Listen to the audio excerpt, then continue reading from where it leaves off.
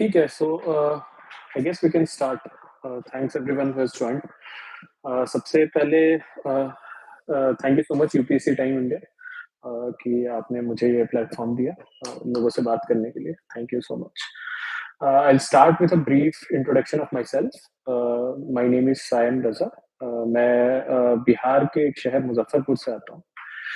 मेरी initial education Muzaffarpur में ही हुई है, 12th तक इनफैक्ट। उसके बाद मैंने बैंगलोर इंस्टीट्यूट ऑफ टेक्नोलॉजी से टेलीकॉम इंजीनियरिंग कंप्लीट की थी। सब्सिक्वेंटली मैंने वहाँ पे 5 साल अलग अलग कैपेसिटी में जॉब की in technology sector. My last job was as a data scientist, जहाँ पे मैं बैंगलोर में 2021 में काम कर रहा था। सो 2020 के अराउंड जब लॉकडाउन में थोड़ा टाइम मिला था, तब मैंने ये डिसाइड किया था कि I will try to take up civil services. और उस टाइम पे थोड़ा एक्सप्लोर किया, कुछ लोगों से बात की, कुछ फ्रेंड से, और वहां से मैंने डिसाइड किया कि I will prepare for civil services after working for almost more than 4, in fact almost 5 years। तो 2021 से मैंने प्रिपरेशन स्टार्ट किया, जॉब छोड़ करके फुल टाइम परस्यू किया सिविल सर्विसेज, एंड फाइनली 2023 के पेपर में मुझे सक्सेस मिली। सो ये मेरा एक ब्रीफ इंट्रो था। उसके बाद I have a list of questions. अगर पहले मैं उनको एड्रेस कर देता हूँ, उसके बाद जो भी क्वेश्चंस आ रहे हैं चैट में, I will address one by one. Okay, so the first question is about my UPSC journey. मेरी यूपीएससी की जर्नी, जैसा मैंने बताया, कि 2020 में स्टार्ट हुई, सॉरी 2021 में। 2020 was very exploratory kind of stuff, कि मैं किताबें एक्सप्लोर कर रहा था या बाकी टॉपर वीडियोस देख रहा था वगैरह वगैरह। 2021 में मैंने प्रॉपरली स्टार्ट किया। तो 2021 में उस बार का प्रीलिम्स मैंने बहुत कम प्रिपरेशन के साथ दे दिया था, तो वो मेरा हुआ नहीं। This has been a learning in fact, कि कम प्रिपरेशन के साथ प्रीलिम्स देने में क्या प्रॉब्लम आती है। प्रॉब्लम ये है कि जो नेक्स्ट प्रीलिम्स था उसके लिए मुझे बहुत कम टाइम मिला, क्योंकि मैंने 2-3 महीने बहुत कम प्रिपरेशन वाला प्रीलिम्स दिया था। तो उसकी वजह से मेरा नेक्स्ट मेंस का प्रिपरेशन अच्छा नहीं था। इसलिए 2022 वाले पेपर में मेरा प्रीलिम्स क्लियर हो गया, बट मेंस क्लियर नहीं हो पाया।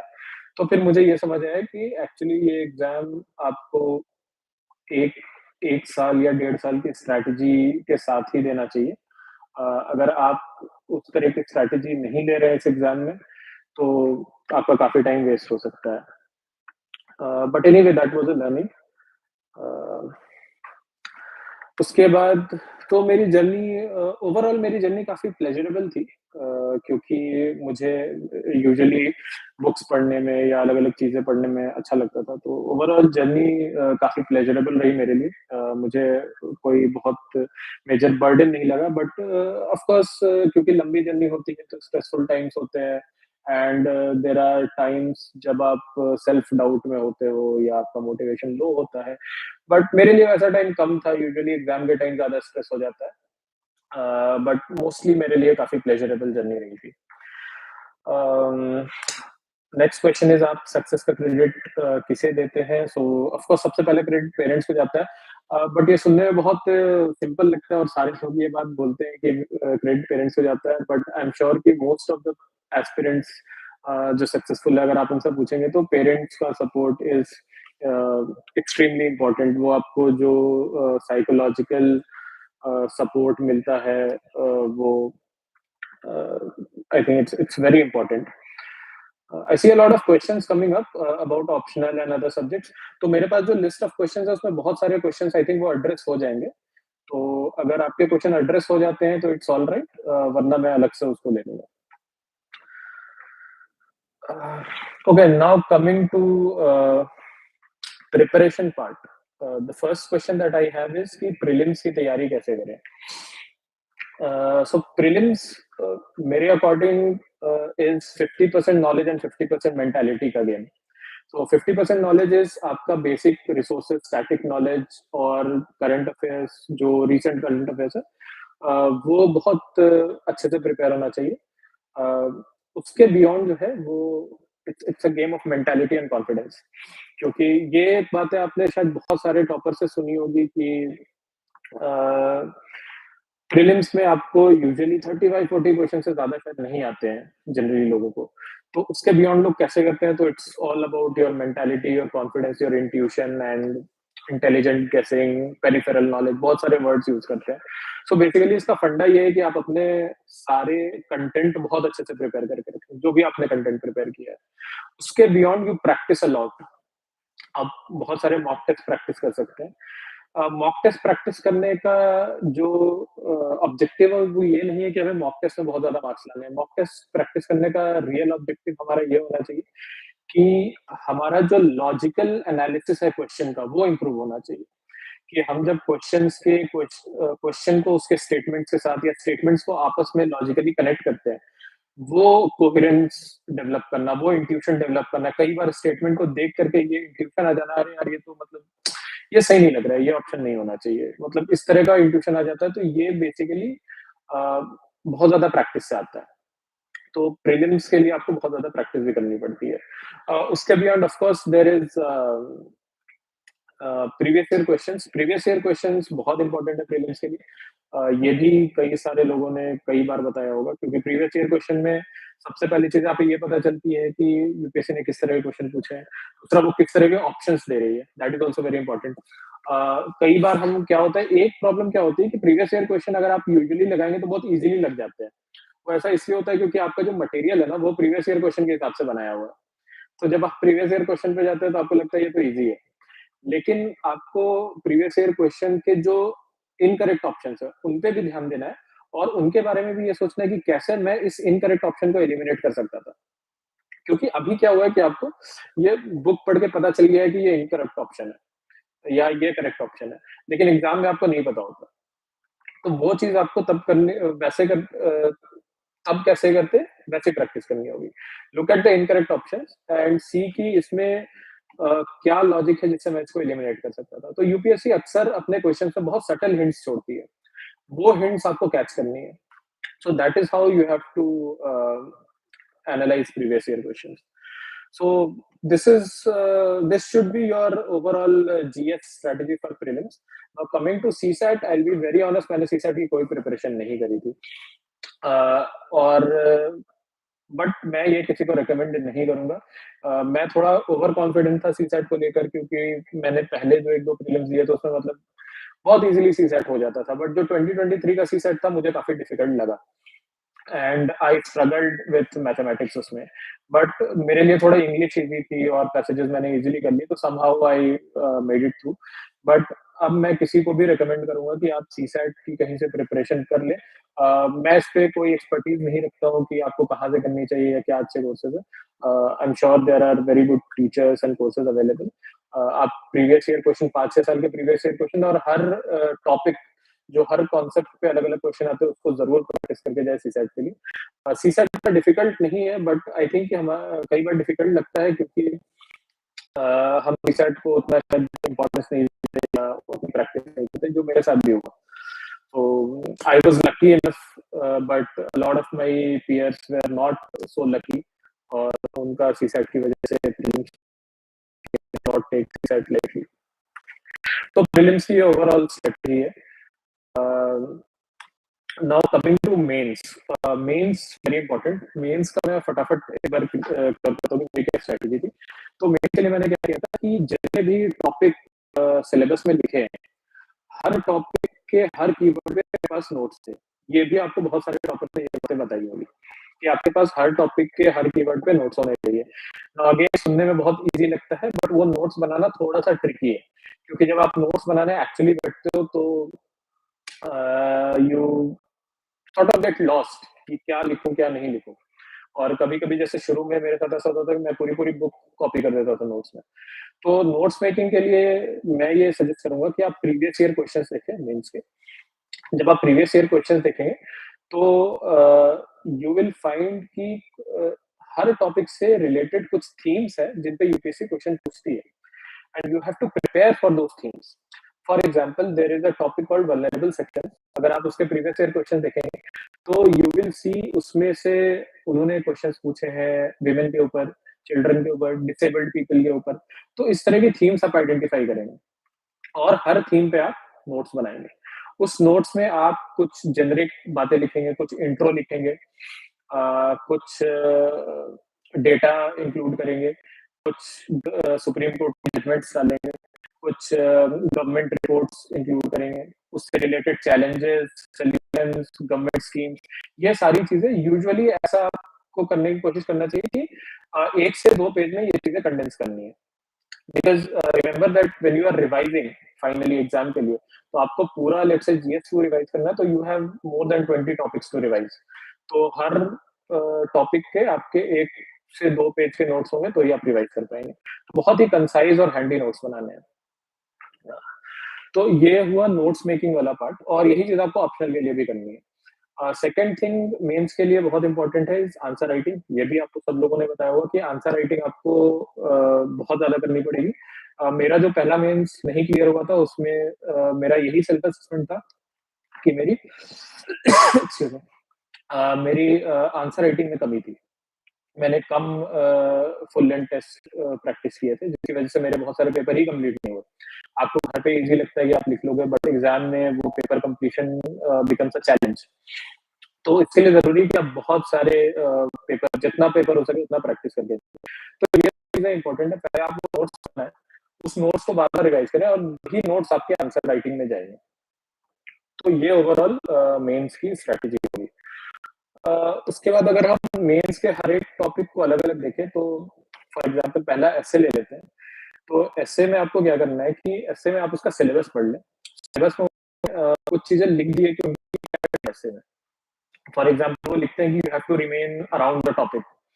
So basically, they expect you to remain around the topic, and they don't expect you to interpret the topic in very depth.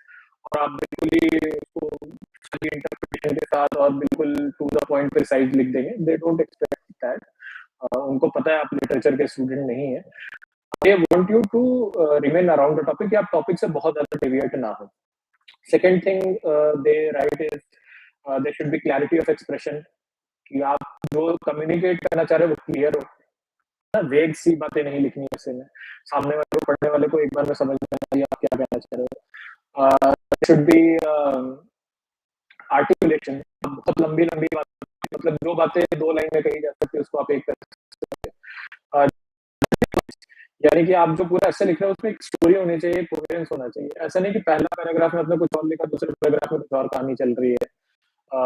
कभी-कभी मैंने देखा है कि पहले पैराग्राफ में एस्से के टॉपिक का इंटरप्रिटेशन कुछ और था, तीसरे तक आते-आते एग्ज़ाम्पल जो है कुछ और ही इंटरप्रिटेशन हो जाता है। तो ये सारी चीज़ों से बचना है। तो उसके लिए आप क्या कर सकते हैं कि बहुत सारे टॉपर्स का एस्से देखिए। सबका अपना-अपना स्टाइल होता है लिखने का, कुछ लोग हेडिंग्स बना के, सब हेडिंग्स बना के लिखते हैं, कुछ लोग एक फ्लो में लिखते हैं, तो आपको जो कंफर्टेबल लगता है आप वो कर सकते हैं। बहुत सारे टॉपर्स के एस्से उससे आपको आइडिया लगेगा कि how to express yourself clearly, how to articulate your arguments, how to do paragraph transitions. तो ये सारी चीज़ें करके आप प्रैक्टिस कर सकते हैं और अपना एक स्टाइल डेवलप कर सकते हैं। ऐसे लिखने से पहले आपको कुछ 20-25 मिनट उसकी ब्लूप्रिंट सोचने में देना पड़ता है। वो वाला टाइम बहुत इम्पोर्टेंट है, तो उसको आपको अलग से प्रैक्टिस करना चाहिए। मैं मोस्टली वही प्रैक्टिस करता था कि ऐसे का टॉपिक देख के 10 मिनट उसके ब्लूप्रिंट्स बनाता था कि what are the arguments that I am going to. उसके बाद एक बार वो आर्गुमेंट्स अगर मेरे पास रेडी हो गए, तो उसको लैंग्वेज में ट्रांसलेट करना was an easier task. So that is how मतलब ओवरऑल आप ऐसे को ऐसे अप्रोच कर सकते हैं।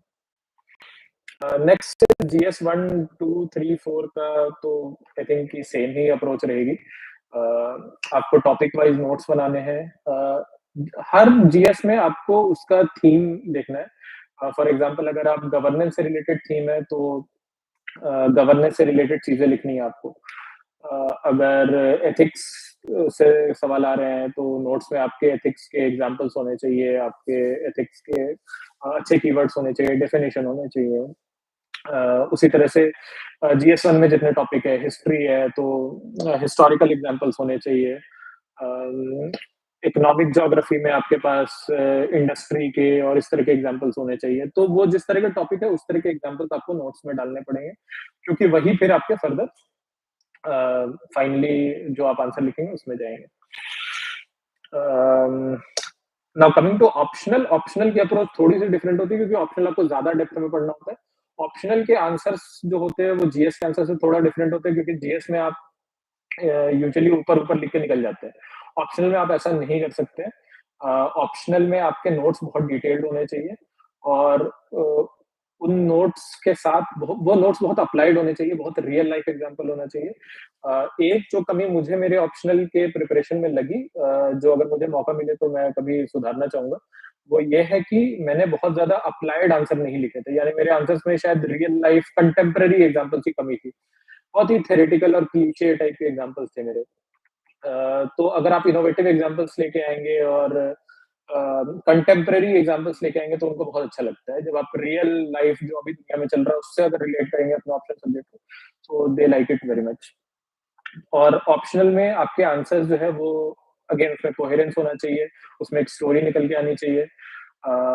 उसके आंसर में आप इनकम्प्लीट सेंटेंसेस नहीं लिख सकते जीएस की तरह, उसमें आपको बहुत कम मार्क्स आएँगे। तो ये इन सारी चीज़ों का ध्यान रखना है। एक और चीज़, मेंस की आंसर राइटिंग में आपको ओवरऑल आपका आंसर में एक पॉजिटिविटी निकल के आनी चाहिए। Now coming to the next question कि ऑप्शनल सब्जेक्ट कैसे चूज़ किया था? तो आई थिंक इसमें 3-4 फैक्टर मेरे लिए इम्पोर्टेंट थे ऑप्शनल के लिए। इनफैक्ट मुझे लगता है कि लोगों को यही 3-4 फैक्टर कंसीडर करने चाहिए। एक तो आपको देखना चाहिए कि ऑप्शनल सब्जेक्ट आप कितना जल्दी प्रिपेयर कर सकते हो, राइट? कि आप का ऑप्शनल अगर बहुत बड़ा है और आपके पास उतना टाइम नहीं है, तो बेटर अवॉइड इट।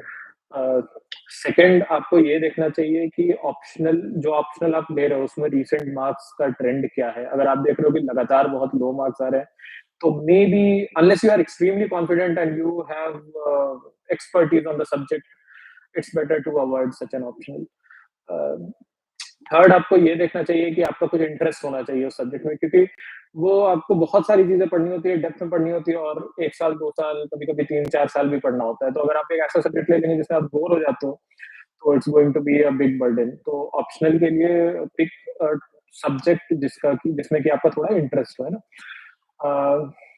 लास्ट में ये बोलूंगा कि थोड़ा जीएस के साथ ओवरलैप होता है, तो आपको हमेशा एक एडिशनल बेनिफिट होगा।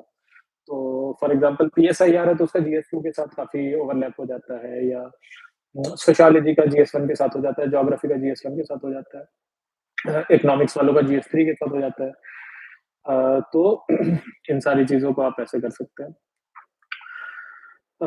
Now coming to the resources, there a question की प्रीलिम्स, मेंस और ऑप्शनल के लिए क्या रिसोर्स यूज किए।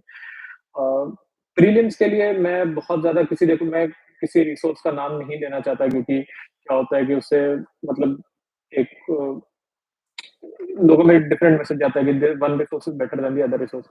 मैंने जहां तक ऑब्जर्व किया है कि ऑलमोस्ट हर स्टैंडर्ड बुक को पढ़ के कोई ना कोई ऐसा बंदा है जिसने एग्जाम क्लियर किया है। तो देयर इज नो पॉइंट कि one in arguing that one resource is better than the other resource. और मेरी खुद की जो बुक चॉइस थी वो थोड़ी सी अनकन्वेंशनल है। तो आई थिंक कि आपको रिसोर्सेज स्टैंडर्ड बुक में से आप शुरू में आप एक्सप्लोर कर सकते हो, और कोई भी ले सकते हो। फॉर एग्जांपल आप हिस्ट्री अगर ले रहे हो, तो आप स्पेक्ट्रम पढ़ लो, या बिपिन चंद्रा थोड़ा सा पढ़ के देख लो। आपको जो बेटर लग रहा है पढ़ने में, जिसमें मजा आ रहा है, वो उठा सकते हो। ऐसा नहीं कि अ, मैं ये बात नहीं मानता कि शायद स्पेक्ट्रम से ज्यादा फायदा होगा, बिपिन चंद्रा से कम फायदा होगा, या किसी बुक से कम फायदा होगा। तो बट उसमें एक रूल ये आपको फॉलो करना चाहिए कि आप जो भी बुक पिक कर रहे हो ना, स्टिक विद इट, और ज्यादा बुक मत ऐड करो। लाइक दो दो बुक्स रखने से आप फिर उसको रिवाइज नहीं कर पाओगे, या तो फिर आप दोनों को कंडेंस करके और दोनों को सिंथेसाइज करके एक नया नोट्स बनाना पड़ेगा आपको, जिसको कि आप बार बार रिवाइज करोगे। तो मैंने ये प्रिंसिपल फॉलो किया था, minimise your resources, maximise your revision. तो प्रीलिम्स के लिए मेरा यही था, कम से कम रिसोर्सेस, हर टॉपिक के लिए एक बुक, और उसको एटलीस्ट 6 बार 7 बार, कई कई मेरी बुक्स तो 8-10 बार रिवाइज थी। तो आप जो भी बुक ले रहे हैं उसको 8-10 बार रिवाइज कर सकते हैं। उसमें कोई प्रॉब्लम नहीं है। मेंस के लिए आपको स्टैंडर्ड बुक्स के बियॉन्ड जाना पड़ेगा क्योंकि बहुत सारे ऐसे टॉपिक्स आते हैं जो स्टैंडर्ड बुक्स में या तो सब लोग वही कॉपी कर लेंगे, तो you have to be a little bit different. तो उसमें आप क्या कर सकते हो कि बहुत सारी ये भी आपको ज़्यादातर लोगों को पता होता है कि बहुत सारी गवर्नमेंट रिपोर्ट्स है। For example second ARC report है। तो सेकंड एआरसी से आपको चीज़ें उठानी ही पड़ेंगी because there are so many topics जो कि एग्ज़ैक्टली सेकंड एआरसी से ही उन्होंने वो टॉपिक्स के कीवर्ड उठाए हैं। तो आपको सेकंड एआरसी पढ़ लेनी चाहिए। उसी तरह से एनडीएमए की गाइडलाइंस है, वो डिज़ास्टर मैनेजमेंट के लिए पढ़ लेनी चाहिए। नीति आयोग की बहुत सारी रिपोर्ट आती रहती है, तो जैसे पहले एक रिपोर्ट चल रही थी इंडिया एट 75 करके, बट वो अब थोड़ी-सी पुरानी हो गई। तो बट अगर आप नीति आयोग की वेबसाइट पे जाएँगे तो आपको हमेशा कोई ना कोई अपडेटेड रिपोर्ट दिखेगी, तो उसमें से आप कुछ रिपोर्ट पिक कर सकते हैं। अ, उसके अलावा जैसे मैंने एक रिपोर्ट यूज़ की थी मुझे उसका नाम नहीं याद आ रहा but it was something about जिसमें कि अ, अलग-अलग डिस्ट्रिक्ट में कुछ-कुछ इनोवेटिव काम हुआ है इन एडमिनिस्ट्रेशन एंड गवर्नेंस। उसके एग्ज़ाम्पल्स दे रखे थे। बेस्ट प्रैक्टिसेस करके ऐसा कुछ था। तो वहाँ से बहुत अच्छे एग्ज़ाम्पल्स मिल जाते हैं, स्पेशली सिविल सोसाइटी और गवर्नमेंट के कोलैबोरेशन के, कि कहीं पे किसी एनजीओ ने एक बहुत अच्छा प्रोग्राम किया गवर्नमेंट के साथ मिलके जिससे कोई मेजर प्रॉब्लम सॉल्व हुई। तो इस तरह के रिपोर्ट्स आप रेफर कर सकते हैं अपने नोट्स में वैल्यू एडिशन के लिए। उसके अलावा ऑफ कोर्स आपको न्यूज़पेपर पढ़ना है जो भी आप मैगज़ीन्स पढ़ रहे हो करंट अफेयर्स के लिए, वहाँ से आप वैल्यू एडिशन करेंगे। तो ये आपका मेंस के लिए हो जाएगा। Uh, okay. Now next question is mains के आंसर कैसे फ्रेम करें? मेंस के आंसर का again there is very well known strategy जहाँ पे आप एक इंट्रो लिखते हैं, आप एक मेन बॉडी लिखते हैं, फिर आप एक कंक्लूजन लिखते हैं। उसमें कुछ जनरल प्रिंसिपल्स हैं। आपका इंट्रो जो है वो बहुत ही कंसाइज़ होना चाहिए। ऐसा नहीं होना चाहिए कि आपका इंट्रो आधा पेज में आ रहा है। अ, इंट्रो के तुरंत बाद you have to come right to the point. आप जो क्वेश्चन की कोर डिमांड है उसको डिले मत करें। उसको बिल्कुल ही जल्दी पॉइंट पे आ जाए। Third thing I would say is answer में कोहेरेंस रखें, यानी कि ओवरऑल आपके आंसर से स्टोरी निकल के आनी चाहिए, एक फ्लो होना चाहिए आंसर में। अ, उसके बाद आपके आंसर में एक पॉजिटिविटी होनी चाहिए, आंसर में ऑप्टिमिज्म होना चाहिए। आंसर में यूजुअली आपको किसी भी इश्यू के दोनों साइड्स दिखाने होते हैं। तो ये सारी चीज़ें जो मेंस के आंसर को ओवरऑल फ्रेम करने में आपको हेल्प करेंगी। आपने आंसर राइटिंग की तैयारी कैसे की? This is actually a good question क्योंकि आंसर राइटिंग को लेके काफ़ी लोग स्ट्रगल करते हैं। तो मैंने क्या किया था कि प्रीलिम्स से पहले क्योंकि लास्ट के 4 महीने मैं बिल्कुल स्पेसिफिकली प्रीलिम्स के लिए पढ़ रहा था, तो उसके पहले मैंने टारगेट किया था 300 क्वेश्चन्स लिखने का। तो उस टाइम पे मेरा जो ऑब्जेक्टिव था that was to write quality answers यानी अपने कंटेंट को इम्प्रूव करना। तो मैं उस टाइम स्पीड पे उतना फ़ोकस नहीं कर रहा था। तो मेरा मेन फ़ोकस होता था कि अच्छे क्वालिटी के आंसर्स लिखना, तो आंसर में फ्लो बनाना, आंसर में वैल्यू एडिशन करना। तो उसके लिए I used to read through toppers copies a lot. मैंने बहुत सारी टॉपर्स की कॉपीज़ पढ़ी। अ, उसके बाद फिर मैं कई सारे टॉपर के क्वेश्चन देख कर के खुद भी लिखता था और उनसे कंपेयर करता था और उनको बेंचमार्क मान के। तो इस तरह से करके मैंने लगभग 300 आंसर का मैंने टारगेट रखा था कि प्रीलिम से पहले मैं लिखूँगा फॉर क्वालिटी एनरिचमेंट। उसके बाद जब मेंस के लिए 3 महीना मिलता है, उसमें मेरी एक स्ट्रैटेजी थी कि एक तो मैं टेस्ट सीरीज़ जॉइन करूँगा, जिसमें मैंने 2 ऑफलाइन टेस्ट सीरीज़ ली थी। मैंने पहले अपने मेंस के अटेम्प्ट में ऑनलाइन टेस्ट सीरीज़ ली थी जिससे मेरी प्रैक्टिस उतनी नहीं हो पाई थी, तो इस बार मैंने डिसाइड किया था ऑफलाइन टेस्ट सीरीज़ लेने का। तो उसमें मैंने ऑफलाइन टेस्ट सीरीज़ ली थी और सब मिला के मैंने ऑप्शनल और जीएस मिला कर के मैंने 25 से 30 टेस्ट लिखे थे सेंटर पे जाके। उसके अलावा मैंने एक स्ट्रैटेजी ये की थी कि जो 3 महीने थे उसमें पहले महीने एवरी डे 5 क्वेश्चन्स प्रैक्टिस करता था घर पे खुद से। Next month 10 questions per day और लास्ट मंथ में 15 क्वेश्चन्स पर डे। तो इस तरह से धीरे-धीरे बढ़ाता गया, धीरे-धीरे स्पीड भी बढ़ती गई और धीरे-धीरे I could retain that quality with speed. तो इस तरह से मैंने आंसर राइटिंग की प्रैक्टिस की थी। उसमें टॉपर्स की कॉपी मुझे लगता है मेरे लिए बहुत इंपॉर्टेंट रही क्योंकि बहुत सारे टॉपर की कॉपी से आपको सिर्फ स्ट्रक्चर ही नहीं, कई बार आपको बहुत अच्छा कंटेंट भी मिल जाता है। इनफैक्ट केस स्टडीज़ तो मैं बहुत हमें ज़्यादातर मैं टॉपर की कॉपी से केस स्टडी पढ़ता था, खुद से लिखता था, फिर कंपेयर करता था। तो मुझे कई बार लगता था, अरे यार इसने इतने अच्छे एग्जांपल दिए, ये वाला मेरे दिमाग में क्यों नहीं आया? यार इसने इतना अच्छा कोट लिखा है, ये वाला मैं लिख देता हूँ, नोट कर लेता हूँ। तो ये मुझे काफ़ी हेल्प किया है। तो बहुत सारे अलग-अलग टॉपर्स की मैं करता था और कई बार ऐसा होता था कि मैं एक किसी टॉपर के लिखने के स्टाइल देखता था, तो मुझे लगता था शायद ये स्टाइल मेरे लिए ज़्यादा सूटेबल है। तो उससे भी मुझे काफ़ी हेल्प हुआ। तो टॉपर कॉपी देखना is extremely important for mains answer writing.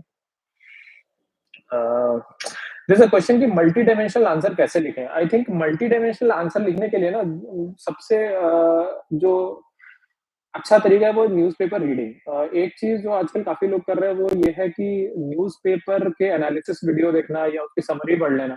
But I am not very optimistic about this approach.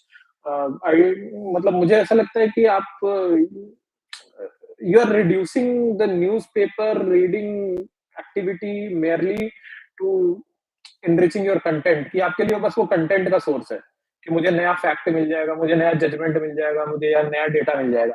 But जब आप न्यूज़पेपर एक्चुअली पढ़ते हैं ना, तो आप आपकी थिंकिंग जो है वो डेवलप होती है। उसमें इतने एक्सपर्ट लोग लिख रहे होते हैं और आप वो देखते हो कि ये एक्सपर्ट लोग किस तरह से अपने अपने आर्टिकल्स को फ्रेम करते हैं, कैसे वो आर्ग्यूमेंट्स को फ्रेम करते हैं, कैसे वो आर्ग्यूमेंट्स को रिफ्यूट करते हैं, कैसे वो अलग-अलग डायमेंशन में सोचते हैं और कई बार आप देखोगे कि एक ही इश्यू पे कई सारे आर्टिकल आते हैं और कई बार वो बोरिंग भी लगता है यार कि ये रशिया यूक्रेन पे रोज आर्टिकल आ रहा है। बट हर बार आप देखोगे वो एक नया डायमेंशन लेके आता है, कभी फूड सिक्योरिटी का डायमेंशन लेके आएगा, कभी वो let's say C lane communication का डायमेंशन लेके आएगा, कभी ह्यूमन राइट्स का डायमेंशन लेके आएगा। तो उसको बार-बार पढ़ने से, उनकी आर्ग्यूमेंट करने के तरीके को देखने से, उनके किस तरह से वो अपनी बातों को फ्रेम करते हैं, किस तरह से अपनी बातों को आर्टिकुलेट करते हैं।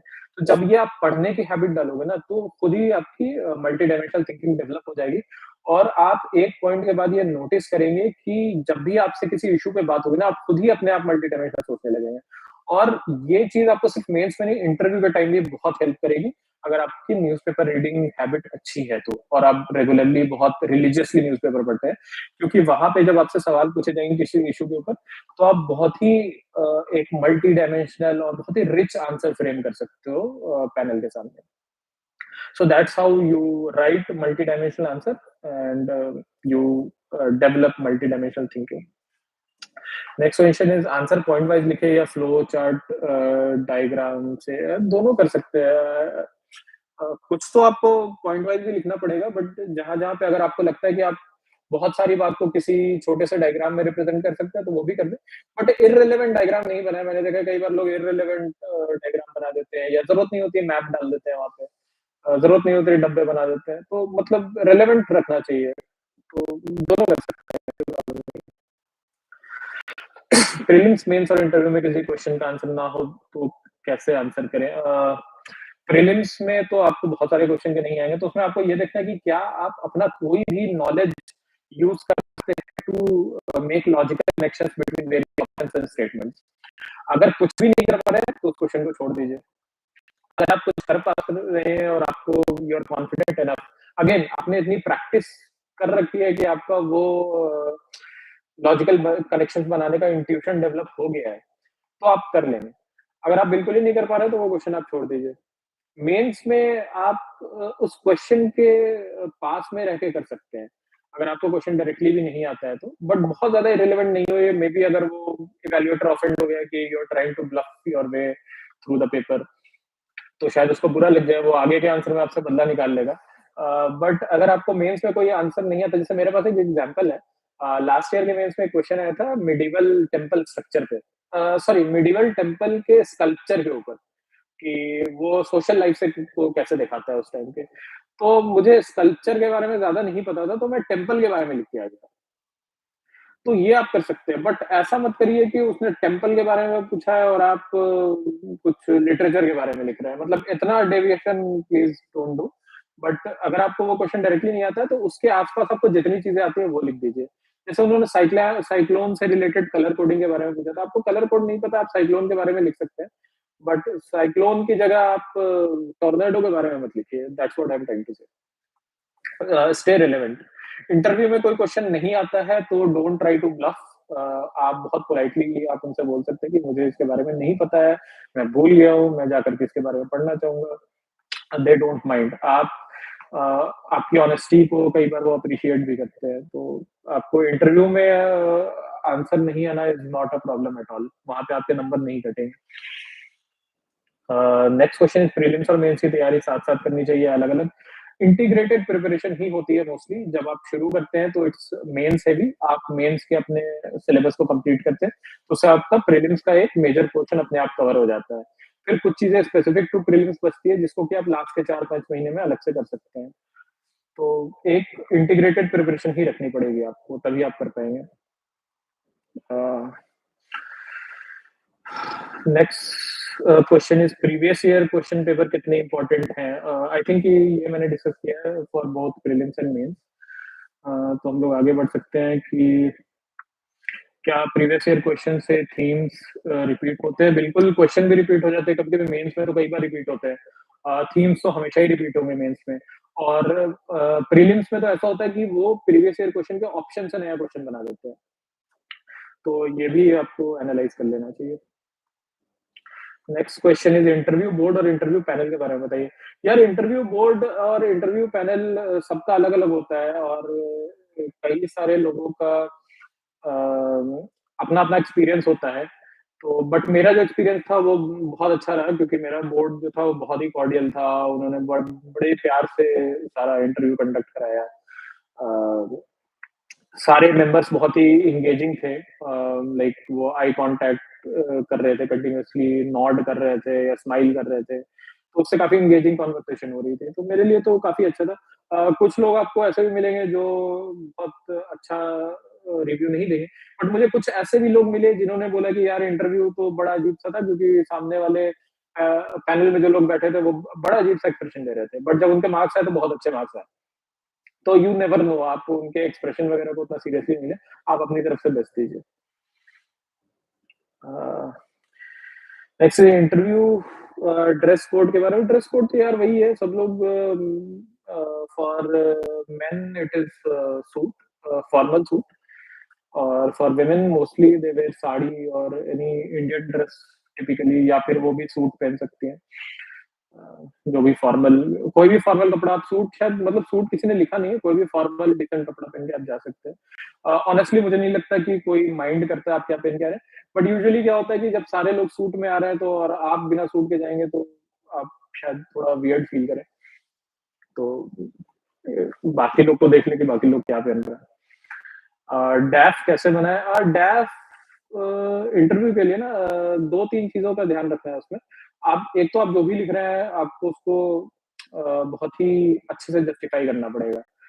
मतलब आप कोई भी ऐसी चीज़ नहीं लिख सकते जिसको आप जस्टिफ़ाई ना कर सकें। दूसरा, आप इंटरेस्ट एंड हॉबीज़ में हमेशा ऐसी चीज़ लिखें ना जिस पे कोई एंगेजिंग कन्वर्सेशन की जाए।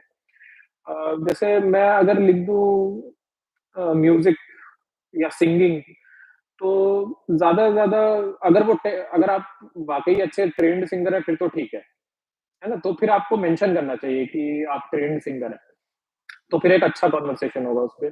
लेकिन आप ऐसे ही घर में बैठ के गाना गाते हैं और आपको म्यूज़िक की ज़्यादा नॉलेज नहीं है, तो फिर वो 1-2 क्वेश्चन पूछेंगे, उनको समझ आ जाएगा कि आपने ऐसे ही या तो ब्लफ किया है या आप उसपे कोई कन्वर्सेशन नहीं हो सकती।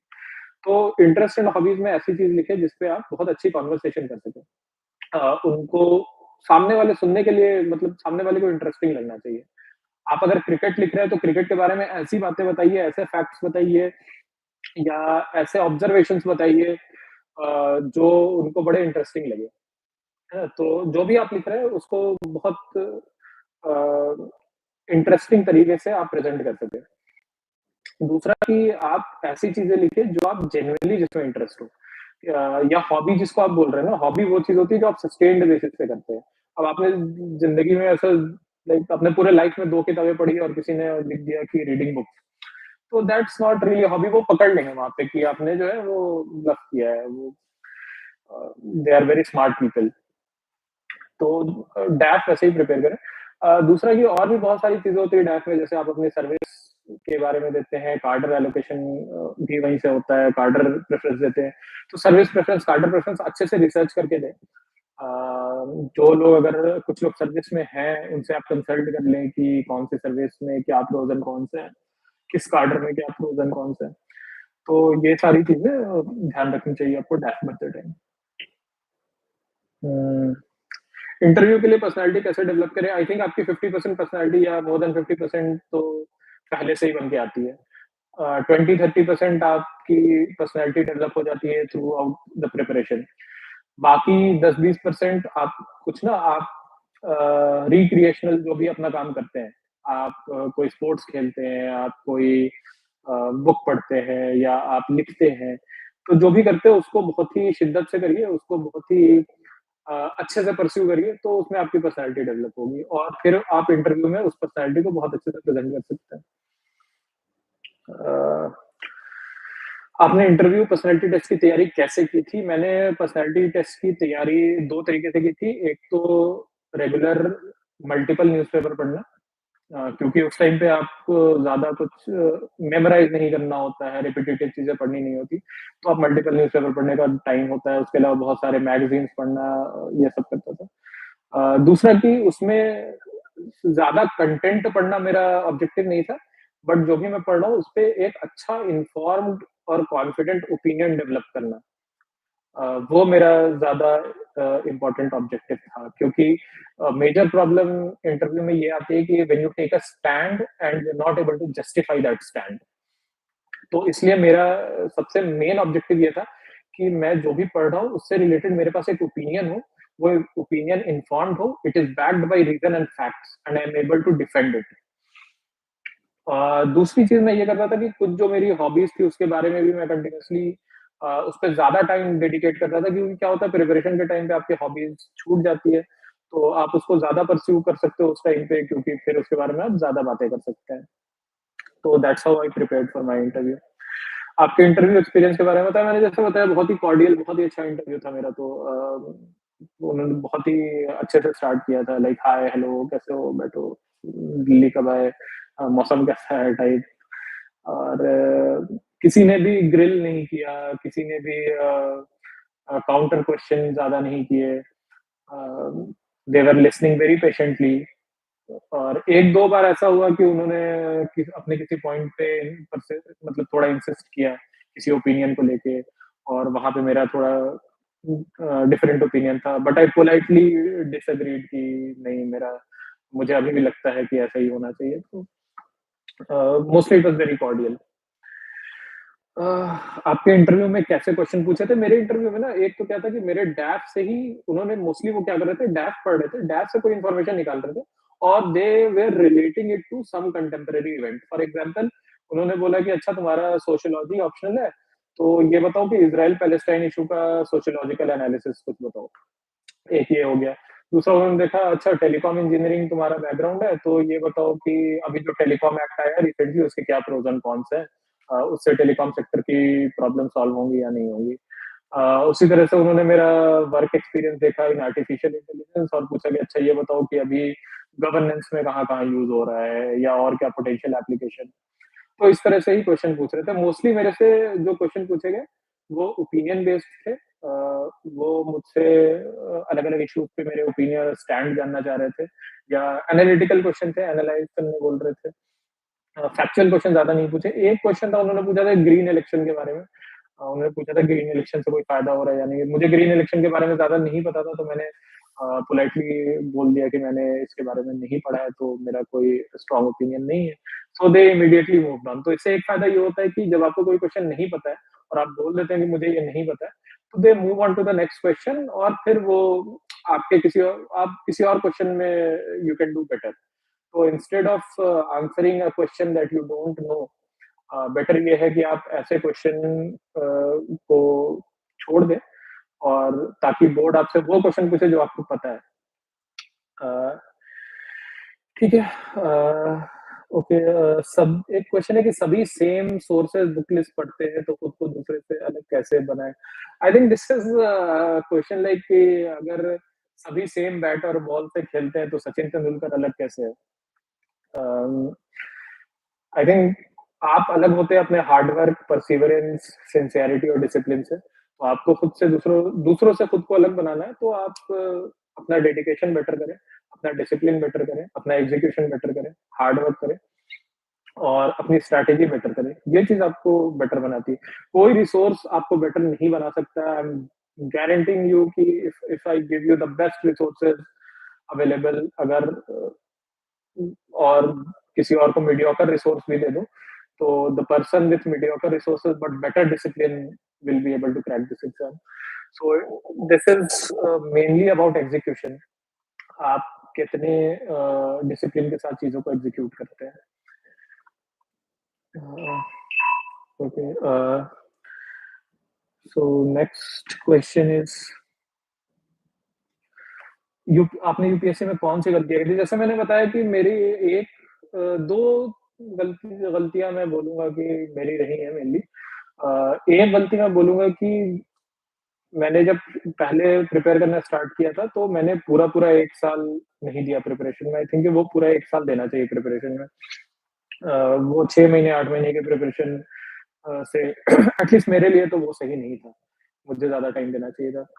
दूसरी गलती मैंने ऑप्शनल सब्जेक्ट में पेपर 2 में कुछ टॉपिक्स इग्नोर कर दिए थे, ये सोच के कि इससे जो है क्वेश्चंस बहुत कम पूछे गए हैं या वो ऑप्शनल वाले क्वेश्चन में आते हैं जिसको आप इग्नोर कर सकते हैं। इस बार उन्होंने 2 क्वेश्चन ऐसे थे जो उसी टॉपिक से कंपल्सरी में डाल दिए थे। तो ये मेरी गलती थी कि मैंने अंडर एस्टिमेट किया यूपीएससी को और मैंने ज़्यादा प्रेडिक्ट करने का कोशिश किया। तो मैं ये बोलूँगा कि अगर मेरी 2 गलती से मुझे सीखना हो, तो एक तो मैं पूरा प्रॉपर 1 साल की तैयारी करना चाहूँगा और दूसरा जो मैं अपनी गलती सुधारना चाहूँगा वो ये है कि ऑप्शन में सारे टॉपिक्स को इक्वली टाइम देना। हाँ, आपने यूपीएससी क्यों सेलेक्ट किया? आई थिंक मेरा यूपीएससी में मेन इंटरेस्ट इसलिए आया क्योंकि एक तो मेरी जो जॉब थी, although job was good, but उसमें थोड़ा-सा मुझे ऐसा लग रहा था कि बहुत ज़्यादा ऑफिस वर्क हो रहा है। आई वांटेड अ वर्क जिसमें मैं अ, ज़्यादा रियलिटी से और लोगों से कनेक्ट होके काम कर सकूँ। तो मेजर मेरा जो मोटिवेशन था वो यही था। यूपीएससी के लिए गवर्नमेंट की कौन-सी वेबसाइट यूज़फुल है? बहुत सारी पीआईबी पढ़ते हैं लोग, प्रेस इन्फॉर्मेशन ब्यूरो। मैंने सेलेक्टिवली पढ़ा है पीआईबी को। दूसरा मैंने नीति आयोग की वेबसाइट्स यूज़ की है, क्योंकि उसमें बहुत सारी रिपोर्ट्स होती है। उसके अलावा आप यूज़ कर सकते हैं मॉस्पी की वेबसाइट पे बहुत सारे डॉक्यूमेंट्स होते हैं जिसमें कि आपको इकोनॉमिक्स से रिलेटेड डेटा या डेफिनिशंस मिल जाएँगे। आई थिंक या दैट्स मोस्टली इट। इससे ज़्यादा मैंने कुछ यूज़ नहीं किया है government website. There is a question कि सिलेबस समझ नहीं आता है, सिलेबस एनालाइज़ कैसे करें? सिलेबस समझ नहीं आता, आई don't know what that means कि अगर सिलेबस में आपको कंटेंट नहीं समझ में आ रहा है, then you need a teacher. अगर आपको ये नहीं समझ में आ रहा है कि सिलेबस में पढ़ना क्या है, तो you look at previous year questions. Previous year questions आपको ये विजन आपका क्लियर कर देंगे। नेक्स्ट इज़ खुद के नोट्स बनाएँ। एक तो है कि सिलेबस एनालाइज़ कैसे करें? अगेन प्रीवियस ईयर क्वेश्चन से कोरिलेट करके ही आपको एनालाइज़ करना पड़ेगा। नेक्स्ट क्वेश्चन इज़ खुद के नोट्स बनाए या दूसरों के नोट्स से बनाए? खुद के नोट्स बनाए डेफिनिटली। आई मतलब आई डोंट नो कि अगर किसी ने शायद दूसरों के नोट्स से क्लियर किया हो या नहीं, मुझसे तो कभी नहीं होगा दूसरों के नोट्स से, क्योंकि जब आप पहली बार खुद के नोट्स बनाते हैं, तो वो अपने आप में एक रीडिंग होती है आपकी और वहीं पे आपकी मेजर अंडरस्टैंडिंग डेवलप होती है। उसके बाद फिर आप उसको बार-बार रिवाइज़ करते हैं, तो वो आसान होता जाता है। नोट्स पढ़ना चाहिए या टेक्स्ट बुक? प्रीलिम्स के लिए टेक्स्ट बुक से काम चल जाता है। मैंने प्रीलिम्स के लिए कोई अलग से नोट्स नहीं बनाए थे। मैंने सिर्फ हिस्ट्री के लिए ऐसा किया था कि जो बहुत ही लाइक क्रूड फैक्ट्स है उसको अलग से कहीं लिख दिया था टाइमलाइन बना के कि कब क्या हुआ था ऐसा। उसके अलावा पॉलिटी वगैरह के लिए मैंने कोई अलग से नोट्स नहीं बनाए थे प्रीलिम्स के लिए। बुक में ही अंडरलाइन कर देता था या साइड में समरी लिख देता था। बट नोट्स आपको मेंस के लिए बनाने ही पड़ेंगे, क्योंकि मेंस के सिलेबस में अगर लिखा है विमेन एंड विमेन इश्यूज, अगर आपके पास नोट्स नहीं है, तो you are never going to be able to write answers. क्योंकि आपको नहीं पता है कि क्या पढ़ना है, क्या नहीं पढ़ना है। तो मेंस के लिए आपको नोट्स बनाना पड़ेगा। नोट्स कैसे बनाएँ? नोट्स आप बना सकते हैं 2 तरीके again look at previous year question देख कर के थीम्स आइडेंटिफाई करिए और उन थीम से रिलेटेड आपको कंटेंट अपने नोट्स में डालना पड़ेगा। अपने नोट्स में ऐसा कंटेंट डालिए जिसको आप आंसर में यूज़ कर सकें। सो फॉर एग्ज़ाम्पल आपके नोट्स में अगर विमेन इश्यूज़ पे आप नोट्स बना रहे हैं, फॉर एग्ज़ाम्पल हेल्थ पे बना रहे हैं, तो आपके पास कुछ ऐसे फैक्ट्स होने चाहिए जिसको आप अपने हेल्थ से रिलेटेड कोई क्वेश्चन आए, तो आप उसको डायरेक्टली इंट्रो में यूज़ कर सकें। आप कुछ डेटा ले सकते हैं, आप कुछ हेल्थ से रिलेटेड डेफिनिशंस ले सकते हैं, आप कुछ एग्ज़ाम्पल्स ले सकते हैं, जो आप डायरेक्टली इंट्रो में यूज़ कर सकें। उसी उसके बाद आप हेल्थ से रिलेटेड चैलेंजेस क्या हैं कुछ बेसिक डेटा, हेल्थ केयर से रिलेटेड गवर्नमेंट स्कीम्स, क्या सॉल्यूशन होना चाहिए बाकी कंट्रीज़ की कुछ बेस्ट प्रैक्टिसेज़ अगर आपको मिल रही हैं, दिख रही हैं। कुछ गवर्नमेंट रिपोर्ट्स की कमिटीज़ की रिकमेंडेशन, सुप्रीम कोर्ट का कुछ जजमेंट होगा हेल्थ केयर के ऊपर, वो डाल सकते हैं। तो इस तरह से 1 पेज, 2 पेज या मैक्सिमम 3 पेज में आप हर एक टॉपिक को हेल्थ है, हंगर है, पॉवर्टी है, सब पे इस तरह से नोट्स बना सकते हैं। और जब आप प्रीवियस ईयर से उसको कोरिलेट करेंगे, तो आपको ये देखना चाहिए कि क्या मैं अपने नोट्स यूज़ करके प्रीवियस ईयर आंसर को एड्रेस कर पा रहा हूँ। वैल्यू एडिशन कैसे करें? Newspaper, magazines, online articles, government reports और भी बहुत सारी चीज़ आती है, डेटा आता है गवर्नमेंट का बहुत सारा, पीआईबी पे आता रहता है, वहाँ से कर सकते हैं। मैं तो बहुत सारे यूट्यूब लेक्चर से भी किया हूँ, संसद टीवी की डिबेट से किया है मैंने, तो कहीं से भी कर सकते हैं, वो आपकी मर्ज़ी है। यूपीएससी में एनसीईआरटी कितनी इम्पोर्टेंट है? अगेन वेरी सब्जेक्टिव आंसर मैंने बहुत सेलेक्टिव एनसीईआरटी पढ़ी है। जैसे मैंने सिर्फ ज्योग्राफी की 11th-12th एनसीईआरटी पढ़ी थी और हिस्ट्री की मैंने तमिलनाडु स्टेट बोर्ड की पढ़ी थी एंशिएंट एंड मिडिवल, उसके अलावा मैंने कोई एनसीईआरटी नहीं पढ़ी है। डिपेंड करता है, अगर बहुत सारे लोग मुझे ऐसे मिले जिन्होंने बोला कि उनकी अंडरस्टैंडिंग अच्छी नहीं थी किसी टॉपिक पे बट एनसीईआरटी बेसिक एनसीईआरटी पढ़ने के बाद अच्छी हो गई। तो I think that depends on your self assessment कि आपको क्या लगता है, आप कितने कॉन्फिडेंट हो। मुझे जैसे पॉलिटी पढ़ने से पहले मुझे ऐसा नहीं लगा कि मुझे एनसीईआरटी पढ़नी चाहिए, मैंने नहीं पढ़ी। या इकोनॉमी में मुझे लगता था आई वाज़ कॉन्फिडेंट इनफ कि मैं स्टैंडर्ड बुक से पढ़ लूँगा, तो मैंने पढ़ लिया। तो again that is something you will have to decide. हाँ साइंस एंड टेक के लिए मैंने 11th-12th की बायो की एनसीईआरटी पढ़ी थी, क्योंकि अगेन बायो मेरा वीक था, तो फिर मैंने वो पढ़ ली थी। तो मैंने सिर्फ अपना सेल्फ असेसमेंट करके बहुत ही सिलेक्टिव एनसीईआरटी पढ़ी थी। तो ये कॉन्फिडेंस आपके अंदर लाना पड़ेगा। अगर ये कॉन्फिडेंस नहीं है कि मैं जो डिसीजन ले रहा हूँ वो सही है और आपके अंदर फोमो है फियर ऑफ मिसिंग आउट कि अरे यार वो ये पढ़ रहा है, ये पढ़ रहा है, then you might get confused फिर आप सारी बुक पढ़ लें। तो अगेन तो that depends on your own confidence. NCERT कैसे पढ़े? जैसे सारी बुक पढ़ते हैं, I don't know what kind of question is that. NCERT new पढ़े या ओल्ड? अ, अगेन मैंने न्यू ओल्ड वैसा कुछ पढ़ा ही नहीं। तो आई थिंक कि आप कोई भी पढ़ेंगे तो काम चलेगा या आप अगर किसी की मेंटरशिप लेते हैं तो आप उससे पूछ सकते हैं। मेरा इस पे कोई ओपिनियन नहीं है। यूपीएससी की तैयारी कब से स्टार्ट करनी चाहिए? उम, आज के डेट में मैं बोलूँगा यार कुछ अच्छा ग्रेजुएशन कर लो ताकि आपके पास एक अच्छा करियर ऑप्शन हो और उसके बाद आप मेबी आप कुछ जॉब भी कर लो तो बेटर है क्योंकि बहुत ही कॉम्पिटिटिव और बहुत ही कट थ्रोट कॉम्पिटिशन का ज़माना है यार। अगर आप यूपीएससी में मतलब यार बहुत लक है, सबको पता है कि इसमें कितना लक इन्वॉल्व्ड होता है। मुझे भी पता है कितना लक इन्वॉल्व्ड रहा है मेरा इस एग्ज़ाम में। तो अगर ठीक है लोग बोलते हैं आप मेहनत करोगे तो हो ही जाएगा बट रियलिटी ये है कि यार कई बार आपका हो सकता है कि आपके सर्कमस्टेंसेस आप कंट्रोल नहीं कर सकते हो, है ना? आप अपनी मेहनत कंट्रोल कर सकते हो, आप एक्सटर्नल सर्कमस्टेंसेस कंट्रोल नहीं कर सकते। तो आप अच्छा ग्रेजुएशन करें, आप अच्छी अपनी डिग्री करें, आप एक अच्छा अपना करियर एक ऑप्शन रखें अपने पास, उसके बाद आप यूपीएससी की तैयारी करें तो बेटर है।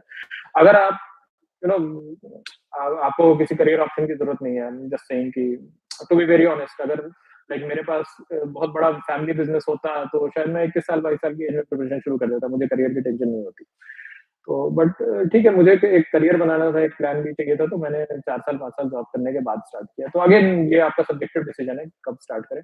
आप अपने फैमिली बैकग्राउंड, अपना जो भी आपकी लाइफ में ऑब्जेक्टिव्स हैं, उसको है ना अपना रिस्क एनालिसिस करके ऑप्टिमाइज करें कि आपको क्या करना है, दैट्स योर डिसीजन।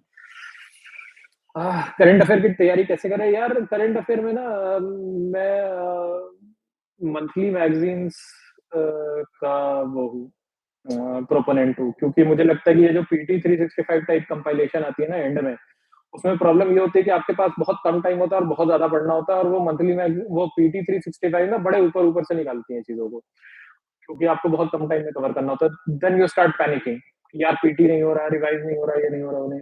आप मंथली करोगे ना तो हर मंथ में इजीली हो जाता है, एक मंथ में एक मैगजीन करना कोई बड़ी बात नहीं है, और आप सब्सिक्वेंट मंथ में पिछले वाले मंथ की रिवाइज करते चलो, तो टुवर्ड्स द एंड आपकी हर मैगजीन एटलीस्ट 3-4 बार रिवाइज होगी, तो फिर आपको पीटी 365 करने की जरूरत ही नहीं है। और वो करंट अफेयर आप अपने नोट्स में या अपना जो भी है, क्योंकि आप रेगुलर जो मेंस के नोट्स बना रहे हो उसमें भी आप वैल्यू एडिशन करते चलोगे अगर आप रेगुलर करंट अफेयर कर रहे हो तो, और प्लस आप न्यूज़पेपर तो कर ही रहे हैं। तो आई थिंक वो आप मंथली करें तो बेटर है, क्योंकि मैंने बहुत सारे लोगों को देखा यार, वो मंथली नहीं पढ़ते और फिर एंड में पैनिक करते हैं कि यार अब क्या करें, अब क्या करें। तो प्रीलिम्स में तो ठीक है, चलो आप बिना करंट अफेयर के शायद सिर्फ स्टैटिक से निकाल भी लो, आपकी किस्मत अच्छी है तो। मेंस में तो प्रॉब्लम हो जाएगी कई बार, क्योंकि वो करंट के इश्यूज आते हैं। ओके, नेक्स्ट इज यूपीएससी की तैयारी के लिए कितने ईयर्स का करंट अफेयर पढ़ना? प्रीलिम्स के लिए 10 महीने काफी है, कुछ लोग 12 महीने भी करते हैं, 10 महीने। मैंने तो पिछले साल, मैं ऑनेस्टली बताऊं, मैंने 8 महीने की मैगजीन करके गया था मैं प्रीलिम्स के लिए, और मेंस के लिए जो रिसेंट 6 महीने की मैगजीन बस। यूपीएससी में न्यूज़पेपर कितने इंपॉर्टेंट है? वेरी इंपॉर्टेंट, ये तो मैं बताया भाई, न्यूज़पेपर तो आपकी स्ट्रेटेजिक थिंकिंग वही डेवलप करेगा। अगेन मैं I want to reiterate this point कि न्यूज़पेपर के समरी और एनालिसिस वीडियोस पे डिपेंड मत करो, रीड द न्यूज़पेपर, और read how people write, read how they frame arguments, read how they defend their arguments, read how they refute the arguments of their opponents. ठीक है, और उसमें आप देखिए कि वो आर्टिकुलेट कैसे करते हैं आर्गुमेंट्स को, अपने आर्टिकल में कोहेरेंस कैसे मेंटेन करते हैं, तो और एक ही टॉपिक को अलग अलग डिमेंशन से कैसे एनालाइज करते हैं, तो ये चीज आप न्यूज़पेपर पढ़ के ही कर सकते हैं। आपने कौन से न्यूज़पेपर को फॉलो किया? यार मोस्टली मैंने हिंदू पढ़ा है, बट जब मैं मेंस के लिए पढ़ रहा था तो मैं मिंट भी पढ़ता था साथ में, क्योंकि हिंदू में क्या होता है कि एक टिपिकली अगर आप रेगुलर हिंदू पढ़ रहे हैं तो आपको पता है कि एक तरह के पॉलिटिकल ओपिनियन आते हैं हिंदू में। तो कभी-कभी ना वो आपके अंदर, आप ना चाहते हुए भी वो बायस क्रीप इन हो जाता है आपके अंदर, क्योंकि आप एक ही चीज़ पढ़ रहे हो तो आपको दूसरा ओपिनियन पता ही नहीं है। For example Hindu typically industry के पर्सपेक्टिव से नहीं लिखती है ना? वो अगर आप मिंट पढ़ेंगे तो वो कॉर्पोरेट के पर्सपेक्टिव से लिखती है। तो आपको एक दोनों साइड देखने को मिलेगा। जैसे मैं एग्जांपल दूँ, रिसेंटली लास्ट ईयर ना फॉरेस्ट एक्ट में कुछ अमेंडमेंट हुआ था। तो हिंदू में उसका सिर्फ और सिर्फ क्रिटिसिज्म आ रहा था। जब मैंने मिंट पढ़ा तो मिंट में उसके सपोर्ट में भी एक आर्टिकल आया था। तो इससे क्या होता है, थोड़ा-सा बैलेंस बन जाता है। अ, फिर इंटरव्यू के टाइम पे तो मल्टीपल न्यूज़पेपर पढ़े थे मैंने, उसमें तो बहुत सारे आर्टिकल वगैरह, क्योंकि और कुछ करना नहीं होता उस टाइम पे। But mostly the Hindu, mains के टाइम पे एक एक्स्ट्रा न्यूज़पेपर मिंट। न्यूज़पेपर कैसे पढ़े? मैं सिर्फ एडिटोरियल पढ़ता था, एडिटोरियल ओपिनियन, और हिंदू में टेक्स्ट एंड कॉन्टेक्स्ट आता है वो वाला पढ़ता था, क्योंकि वही पार्ट जो है रेलेवेंट होते हैं यूपीएससी से। उसके बाहर वाले पार्ट को मैं बस ऐसे ग्लांस कर जाता था, ऐसे जस्ट रीड थ्रू हेडलाइंस में। कई बार उसमें कभी-कभी कुछ इंपॉर्टेंट दिख गया तो उसको पढ़ लिया, वरना मोस्टली उसमें पॉलिटिकल न्यूज़ या लोकल न्यूज़ उसको पढ़ने का कोई फायदा नहीं था। अ, एक और चीज़, न्यूज़पेपर पढ़ रहे हो आप तो जैसे ही आपने कोई आर्टिकल देखा हेडलाइन, तो वो आपको स्ट्राइक करना चाहिए किस जीएस के किस टॉपिक से रिलेट होता है। ये भी बड़ा इंपॉर्टेंट है। अ, ओके, मैगज़ीन कितनी इंपॉर्टेंट है? आई थिंक मैगज़ीन काफ़ी इंपॉर्टेंट है, और मैंने बताया भी, मैगज़ीन मंथली मैगज़ीन का मैं सपोर्टर हूँ। मंथली ही करना चाहिए ताकि आप एंड में बर्डन नहीं फील करोगे, बहुत रिलैक्स्ड रहोगे। अ, और मंथली से आप अपने करंट के नॉलेज को बहुत ही ऑर्गेनाइज कर सकते हो, क्योंकि न्यूज़पेपर में बहुत सारी न्यूज़ नहीं आती है। कई सारी चीज़ें छूट जाती है, तो आप मंथली मैगज़ीन से कवर हो जाता है। मैगज़ीन, आपने कौन-सी मैगज़ीन फ़ॉलो की है? तो मैंने विज़न आईएएस की मंथली मैगज़ीन फ़ॉलो की थी, बस एक। मैगज़ीन कैसे पढ़े मैगज़ीन में मैं वही मैंने बताया कि मंथली मैगज़ीन पढ़ो और मैं उसी मैगज़ीन में अंडरलाइन करता था या साइड में उसकी समरी लिख देता था किसी आर्गुमेंट की और फिर नेक्स्ट मंथ में नई मैगज़ीन पढ़ने से पहले पुरानी वाली को वो करता था, रिवाइज़ करता था। तो ऐसे करते-करते हर मंथ आप पिछली मैगज़ीन्स को रिवाइज़ कर रहे हैं। तो टुवर्ड्स द एंड आपके मल्टीपल रिवीजन हो जाते हैं। फिर ऐसा होता है कि वो 150 पेज की मैगज़ीन आप 1 डेढ़ घंटे में रिवाइज़ हो जाती है। और वही अगर आप मंथली नहीं कर रहे हो और एंड में जाके पीटी 365 उठा रहे हो तो हालत खराब हो जाएगी करने में। अ, नेक्स्ट क्वेश्चन यूपीएससी में कोचिंग कितनी इम्पोर्टेंट है? अगेन वेरी सब्जेक्टिव यार कोचिंग के ऊपर मेरा जो पर्सनल ओपिनियन ये है कि कोचिंग में मेरे साथ एक प्रॉब्लम क्या थी कि अगर देखो कोई भी कोचिंग अगर आप जा रहे हो, तो मिनिमम आपको वहाँ पे 4 घंटे स्पेंड करने पड़ेंगे। अब अगर आप मेरे से बोलोगे कि तुम्हें कहीं 4 घंटे के लिए जाना है, तो मुझे पता है कि 4 घंटे के लिए कहीं जाना है तो आगे-पीछे मिला के मेरे 6-7 घंटे तो लग जाएँगे, 7 घंटे। अब मेरे 7 घंटे जाने के बाद मुझे पता है मैं उस दिन कुछ और नहीं कर पाऊँगा या करूँगा भी तो मैक्सिमम 2-3 घंटे करूँगा। 3 घंटे बहुत हो गए, वो भी कभी-कभी करूँगा। तो इसलिए मैंने पहले ही से सोचा था कि कोचिंग नहीं लूँगा, क्योंकि अगर मैं कोचिंग क्लास गया तो बाकी कुछ नहीं कर पाऊँगा। तो एक तो मेरा ये रीज़न था कि मैंने कोचिंग नहीं ली। दूसरा रीज़न ये था कि कोचिंग क्लासेस टिपिकली वो अपने जो कोर्सेज़ होते हैं, वो खत्म कराएँगे मार्च में, अप्रैल में और मई में आपका मई, जून में पेपर होता है, तो वो वाला साल तो बहुत मुश्किल हो जाता है मैनेज करना। और तीसरा रीज़न मेरा ये था कोचिंग नहीं जाने का कि उसके लिए मुझे दिल्ली जाना पड़ता और ये मैं ऐसे घर पे बैठ के प्रिपेयर कर रहा था। तो मेरा घर का कम्फ़र्ट मुझे ज़्यादा प्यारा था। तो जो ट्रेड ऑफ होता बाहर जाकर के बाहर की डिफ़िकल्टीज़ बाहर का खाना खाना, बाहर की हवा, पानी ये वो आपको पता ही है वो आयरन का प्रॉब्लम।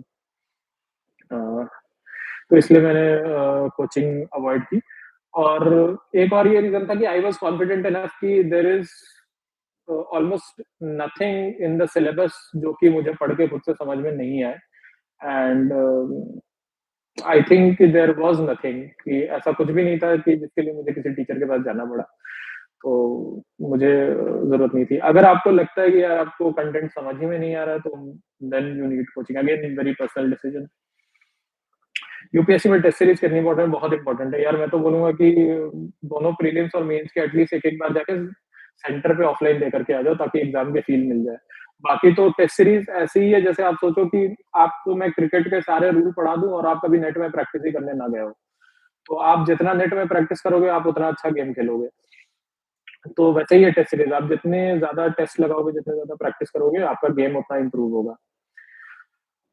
डेली कितने घंटे पढ़े यार घंटे-वंटे तो मैंने कभी गिना ही नहीं और मुझे लगता है घंटे गिनना सही तरीका भी नहीं है क्योंकि आपको क्या पता यार जो 20 घंटे पढ़ रहा है वो क्वालिटी पढ़ रहा है या नहीं पढ़ रहा है या वो सही चीज़ें पढ़ रहा है या नहीं पढ़ रहा है।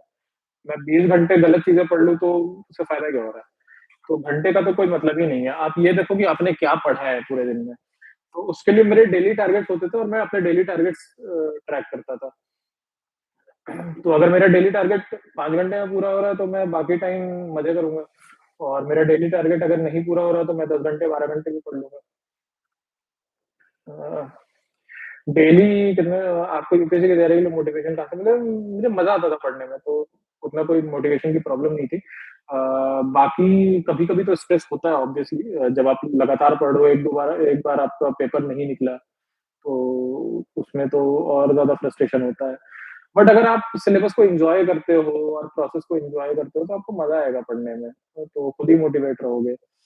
और दूसरी चीज़ ना अगर आपको पता है कि आप फेल हो रहे हो और आप क्यों फेल हो रहे हो और आपको क्या करना है उसको सही करने के लिए, तो आप कभी डिमोटिवेट नहीं होंगे। डिमोटिवेशन मोस्टली उस केस में आता है ना, जैसे इस बार अगर मेरा नहीं होता तो मैं सीरियसली डिमोटिवेट हो जाता क्योंकि इस बार मैंने एटलीस्ट अपनी 90% गलतियों पे काम कर लिया था। तो फिर भी अगर मेरा नहीं होता तो मैं ज़्यादा डिमोटिवेट होता। Uh, okay next question is time table कैसे बनाया? टाइम टेबल नहीं बनाया था मैंने मतलब मैंने एक शेड्यूल बनाया था, कि मुझे कब क्या करना है और कितने दिन में क्या करना है, फिर उसको ब्रेक डाउन किया था वीकली टारगेट्स में, फिर डेली टारगेट्स में और फिर डेली ट्रैक करता था उसको। तो ये मैं बहुत ही डिसिप्लिन से करता था अपने डेली टारगेट्स को। टाइम टेबल कैसे बनाना चाहिए? डिपेंड करता है यार कुछ लोग वीकली टारगेट कर लेते हैं, वीकली बना-बना के कि एक वीक में मुझे इतना काम करना है। लेकिन मेरे साथ प्रॉब्लम क्या है ना कि अगर मुझे तुम वीकली टारगेट दोगे, तो मैं 7 दिन में से 5 दिन प्रोक्रेस्टिनेट करूँगा और छठे दिन मेरी आँख खुलेगी क्या करना है।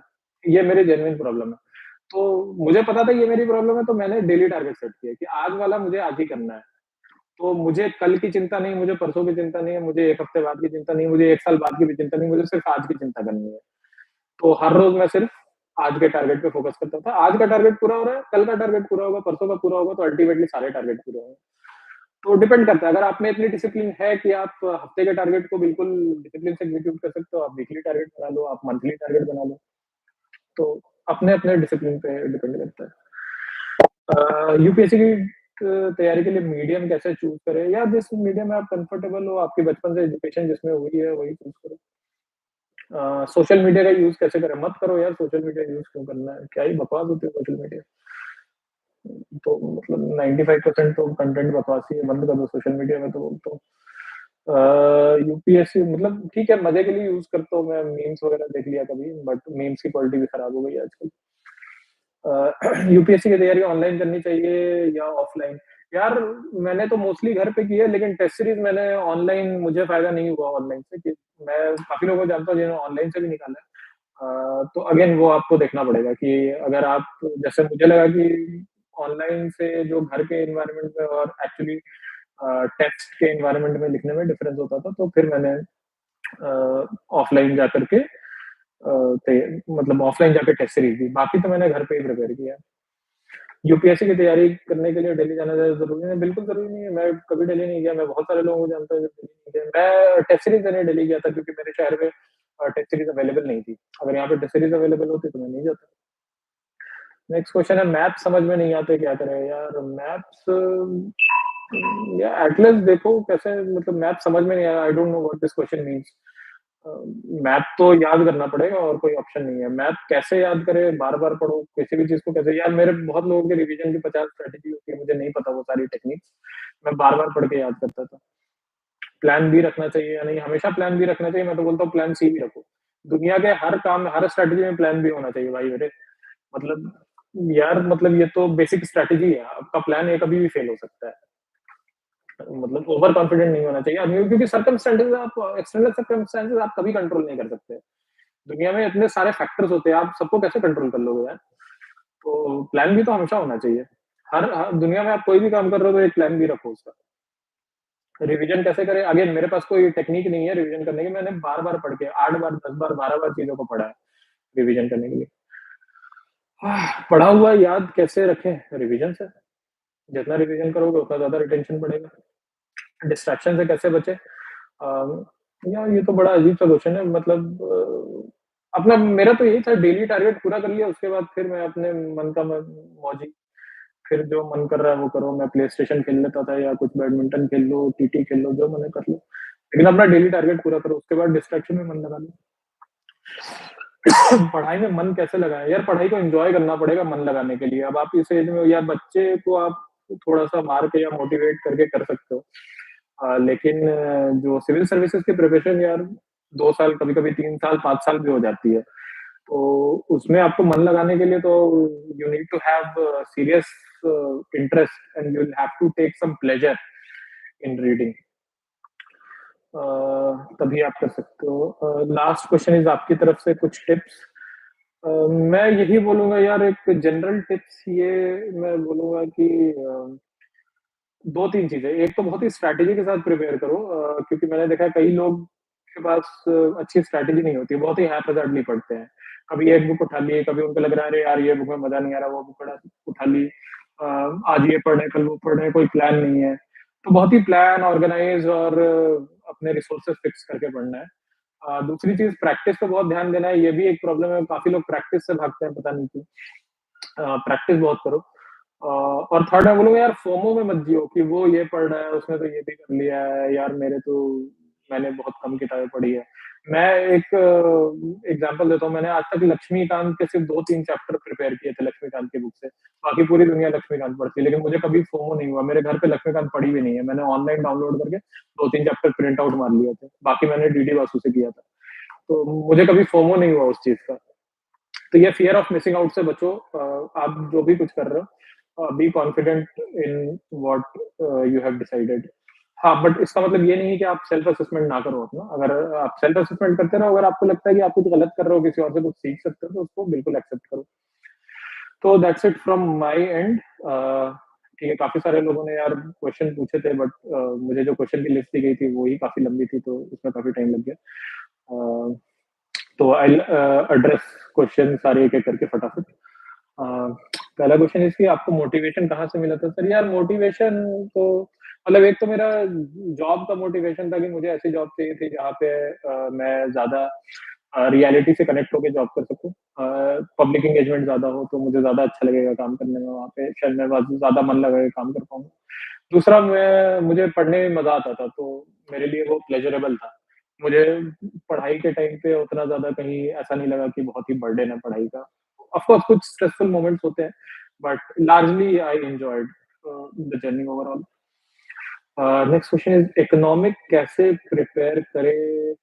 बहुते प्रॉब्लम होती है यार। अ इकोनॉमिक्स पता है बहुत अच्छा सब्जेक्ट है क्योंकि काफ़ी स्कोरिंग है। मुझे याद है 2022 के प्रीलिम्स में शायद 16 क्वेश्चन आए थे। मैंने 16 के 16 अटेम्प्ट किए तो 16 के 16 सही हो गए थे। वो इसलिए क्योंकि इतने कंसेप्चुअल क्वेश्चन थे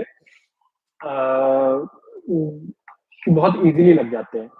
तो इकोनॉमिक्स अगर आपको कंटेंट में प्रॉब्लम आ रही है तो may be you need a teacher जो आपको अच्छे से समझाए। अगर आप कंटेंट समझ जा रहे हो लेकिन उसको रिटेन नहीं कर पा रहे हो, कंफ्यूज दे रहे हो, तो आप प्रैक्टिस कर करके सीख सकते हो। जैसे मैं जितने मॉक टेस्ट लगाता था, मुझे कई बार मेरे खुद के अंडरस्टैंडिंग चैलेंज होती थी और फिर मैं उसको दोबारा पढ़ता था और मुझे लगता था अरे यार ये वाला तो मैंने सही से नहीं समझा था। तो आप प्रैक्टिस करके भी समझ सकते हो। बाकी इकोनॉमिक्स उतनी कोई मेजर इशू नहीं है overall. Next is what is your optional subject? मेरा ऑप्शनल सोशियोलॉजी है।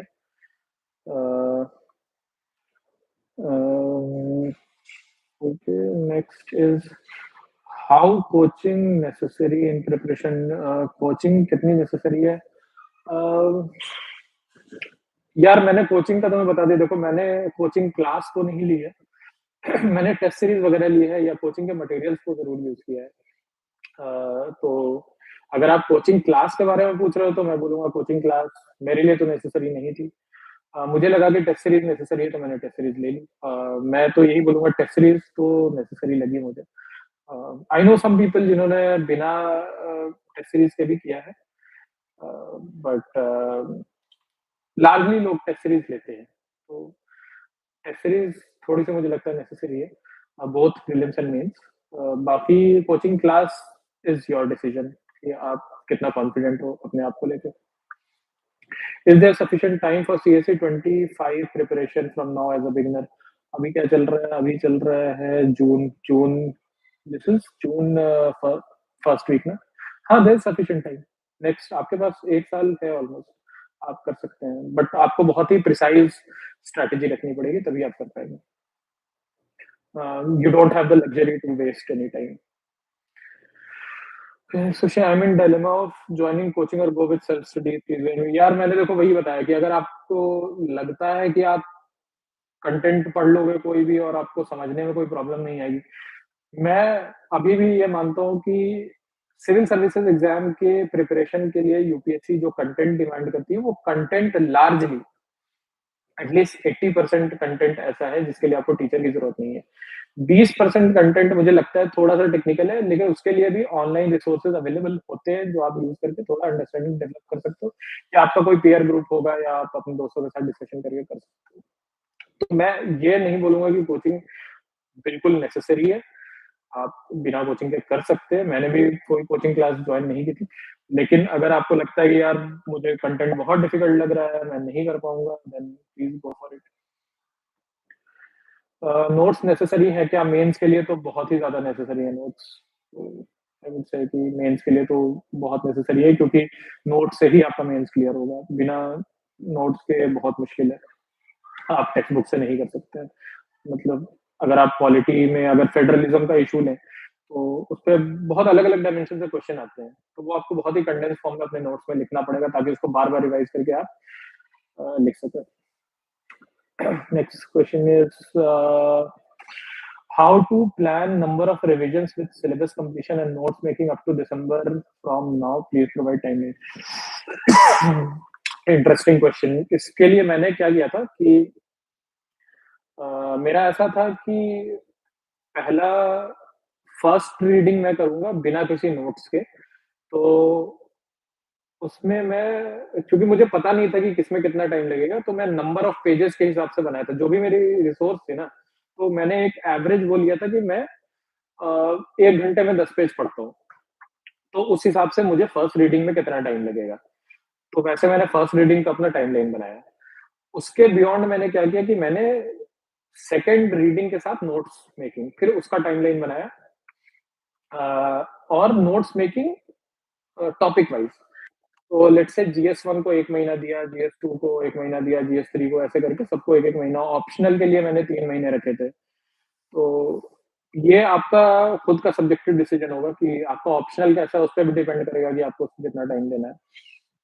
तो वो सारे करके मैंने फाइनली डिसाइड किया कि मुझे कितना टाइम देना है. तो यूजुअली मैंने ऐसा किया था कि जनवरी तक मैंने सारे नोट्स मेकिंग और at least 3 reading 3 revisions and note making जनवरी तक कंप्लीट कर लिया. उसके बाद फरवरी ऑनवर्ड्स मेरा मतलब फरवरी पूरा मंथ मैंने ये किया कि फिर से अपने बेसिक जो प्रीलिम्स के रिसोर्सेज थे उनको रिवाइज किया, प्लस सेक्शनल टेस्ट लगाए. क्योंकि सेक्शनल टेस्ट से क्या होता है कि आप हर टॉपिक के डेप्थ में जाकर के चेक करते हो कि आपका रिवीजन कितना इंटैक्ट है. तो उससे मुझे पता चल गया कहाँ पे और रिवाइज करने की जरूरत है. उसके बाद मार्च अप्रैल में ये जो 3 महीना बचा, उसमें मैंने अपना प्लान किया कि हर रोज मैं एक मॉक टेस्ट लिखूंगा, और हर और उस 3 महीने में मैं एटलीस्ट हर रिसोर्स को 5 बार रिवाइज करूंगा. तो इस तरह से मेरा पूरा प्लान रहा लगभग 1.5 साल का. Okay, next question. I don't know, some people have retracted their messages. Uh, okay, modern history mains was very tricky. Spectrum was very tough. यार मॉडर्न हिस्ट्री मेंस में क्या पूछा था? एक तो वो इस साल पूछा था, गांधी और टैगोर का कंपैरिजन पूछा था. बट आई डोंट नो कि आप उसको ट्रिकी क्यों बोल रहे हो, क्योंकि वो तो अगेन यार स्पेक्ट्रम से मत सोचो ना. उसने सिलेबस में लिख रखा है कि आपको फ्रीडम मूवमेंट के जो एमिनेंट पर्सनैलिटीज है उनके बारे में प्रिपेयर करना है. तो जब आप उनके बारे में प्रिपेयर कर रहे हो तो उसमें गांधी और टैगोर तो आएंगे ही आएंगे, अम्बेडकर आएंगे, ये नेहरू वगैरह ये लोग आएंगे. तो जब आप सबके बारे में प्रिपेयर कर रहे हो तो सबका कंपैरेटिव एनालिसिस आपके दिमाग में आ ही जाना चाहिए. तो ये तो आपको होना चाहिए था. उसके अलावा मुझे और मॉडर्न हिस्ट्री का क्वेश्चन याद नहीं आ रहा है. एक रेलवे वाला क्वेश्चन था, बट आई थिंक रेलवे वाला भी उतना डिफिकल्ट नहीं था. अगर आपने वर्ल्ड हिस्ट्री का बेसिक भी पढ़ा है तो उसमें रेलवे के बारे में काफी रहता है. और इंडियन हिस्ट्री में भी रेलवे का इम्पैक्ट आपको पता ही है अगर आपने प्रीलिम्स के लिए भी पढ़ा है तो आई डोंट नो कि आपको tricky, what do you mean by tricky? Spectrum was very tough. I am not really able to make sense of what you are saying. But maybe आपको इसलिए डिफिकल्ट लग रहा हो क्योंकि आपने उस तरह से अपने नोट्स नहीं प्रिपेयर किए हो. तो अगेन आप सिर्फ स्पेक्ट्रम पे रिलाई करेंगे तो शायद आपको टफ लगे. लेकिन अगर आप जो मेंस का सिलेबस है उस हिसाब से अपने नोट्स प्रिपेयर करेंगे तो it was very straight forward. Okay, moving on. Next question is how to memorize a lot of things. यार मेमोराइजेशन का आई डोंट नो, आजकल मार्केट में बहुत सारी टेक्निक वेक्निक भी चलती है, मुझे वो सब पता नहीं. बट मेरा वही था कि जितने बार पढ़ूंगा मुझे याद होता था. मतलब थोड़ा थोड़ा रिटेंशन बढ़ता जाता था. 10 बार पढ़ लिया, 12 बार पढ़ लिया. अब वो यार वो प्रीलिम्स के टाइम वो आता है, नदी पहाड़ और पक्षी और चिड़िया सब याद करना होता है. तो उसकी वही लिस्ट उठा के बार बार पढ़ के वो झील तालाब नदी सब याद करो. तो बार बार पढ़ के याद किया था, और मेरे पास कोई और टेक्निक नहीं है उसकी. जीएस 1, आई थिंक जीएस 1 के बारे में मैंने बात किया. जीएस 1 में एक दो याद ना कुछ ट्रिकी इश्यूज ये है कि कुछ टॉपिक बड़े वेग टाइप से लिखे उन्होंने, जैसे Indian art culture architecture and literature. तो अब उसमें आप क्या प्रिपेयर करोगे? तो again you have to look at the previous year question. जब आप प्रीवियस ईयर क्वेश्चंस को देखेंगे तो ही आपको पता पड़ेगा कि इसमें किन थीम से क्वेश्चन आ रहा है. जैसे आप उसमें देखेंगे कि लिटरेचर पे थीम पे क्वेश्चन आ रहा है, जैसे पर्शियन लिटरेचर पे पूछा है, तो आप संस्कृत लिटरेचर भी प्रिपेयर कर लो, है ना. आप पाली लिटरेचर प्रिपेयर कर लो, आप प्राकृत कर लो। तो जो भी इंडिया की एंशिएंट लैंग्वेजेज़ है, उन पे प्रिपेयर कर लो। आपका मन है तो जो मॉडर्न हिंदी पे भी कर सकते हो। तो इस तरह से उसी तरह से अगर आप टेम्पल्स पे क्वेश्चन आ रहा है, तो टेम्पल्स के अराउंड और क्या क्वेश्चन बन सकते हैं, क्या कुछ न्यूज़ में है, तो उस तरह से आपको देखना पड़ेगा। तो इस तरह के जो वेग टॉपिक्स है ना, जो बहुत ही ऐसे जिसमें बहुत ही प्रिसाइज़ कुछ लिखा नहीं है उन्होंने और फ्रीडम मूवमेंट लिख दिया है, तो आप उसमें अगर प्रीवियस ईयर में जाके देखोगे तो मॉडरेट्स के ऊपर पूछते हैं और एक वही कांग्रेस के मॉडरेट्स वर्सेस एक्सट्रीमिस्ट और गांधीयन एरा के बारे में पूछते हैं, तो उनका बड़ा ही स्ट्रेट फॉरवर्ड है। नॉन कॉपरेशन मूवमेंट के इम्पैक्ट, सिविल डिसोबीडियंस का इम्पैक्ट। तो अगेन हाँ, इससे मुझे याद है कि हाँ, जीएस-1 में इस बार वो मॉडर्न हिस्ट्री में वो वाला भी क्वेश्चन था।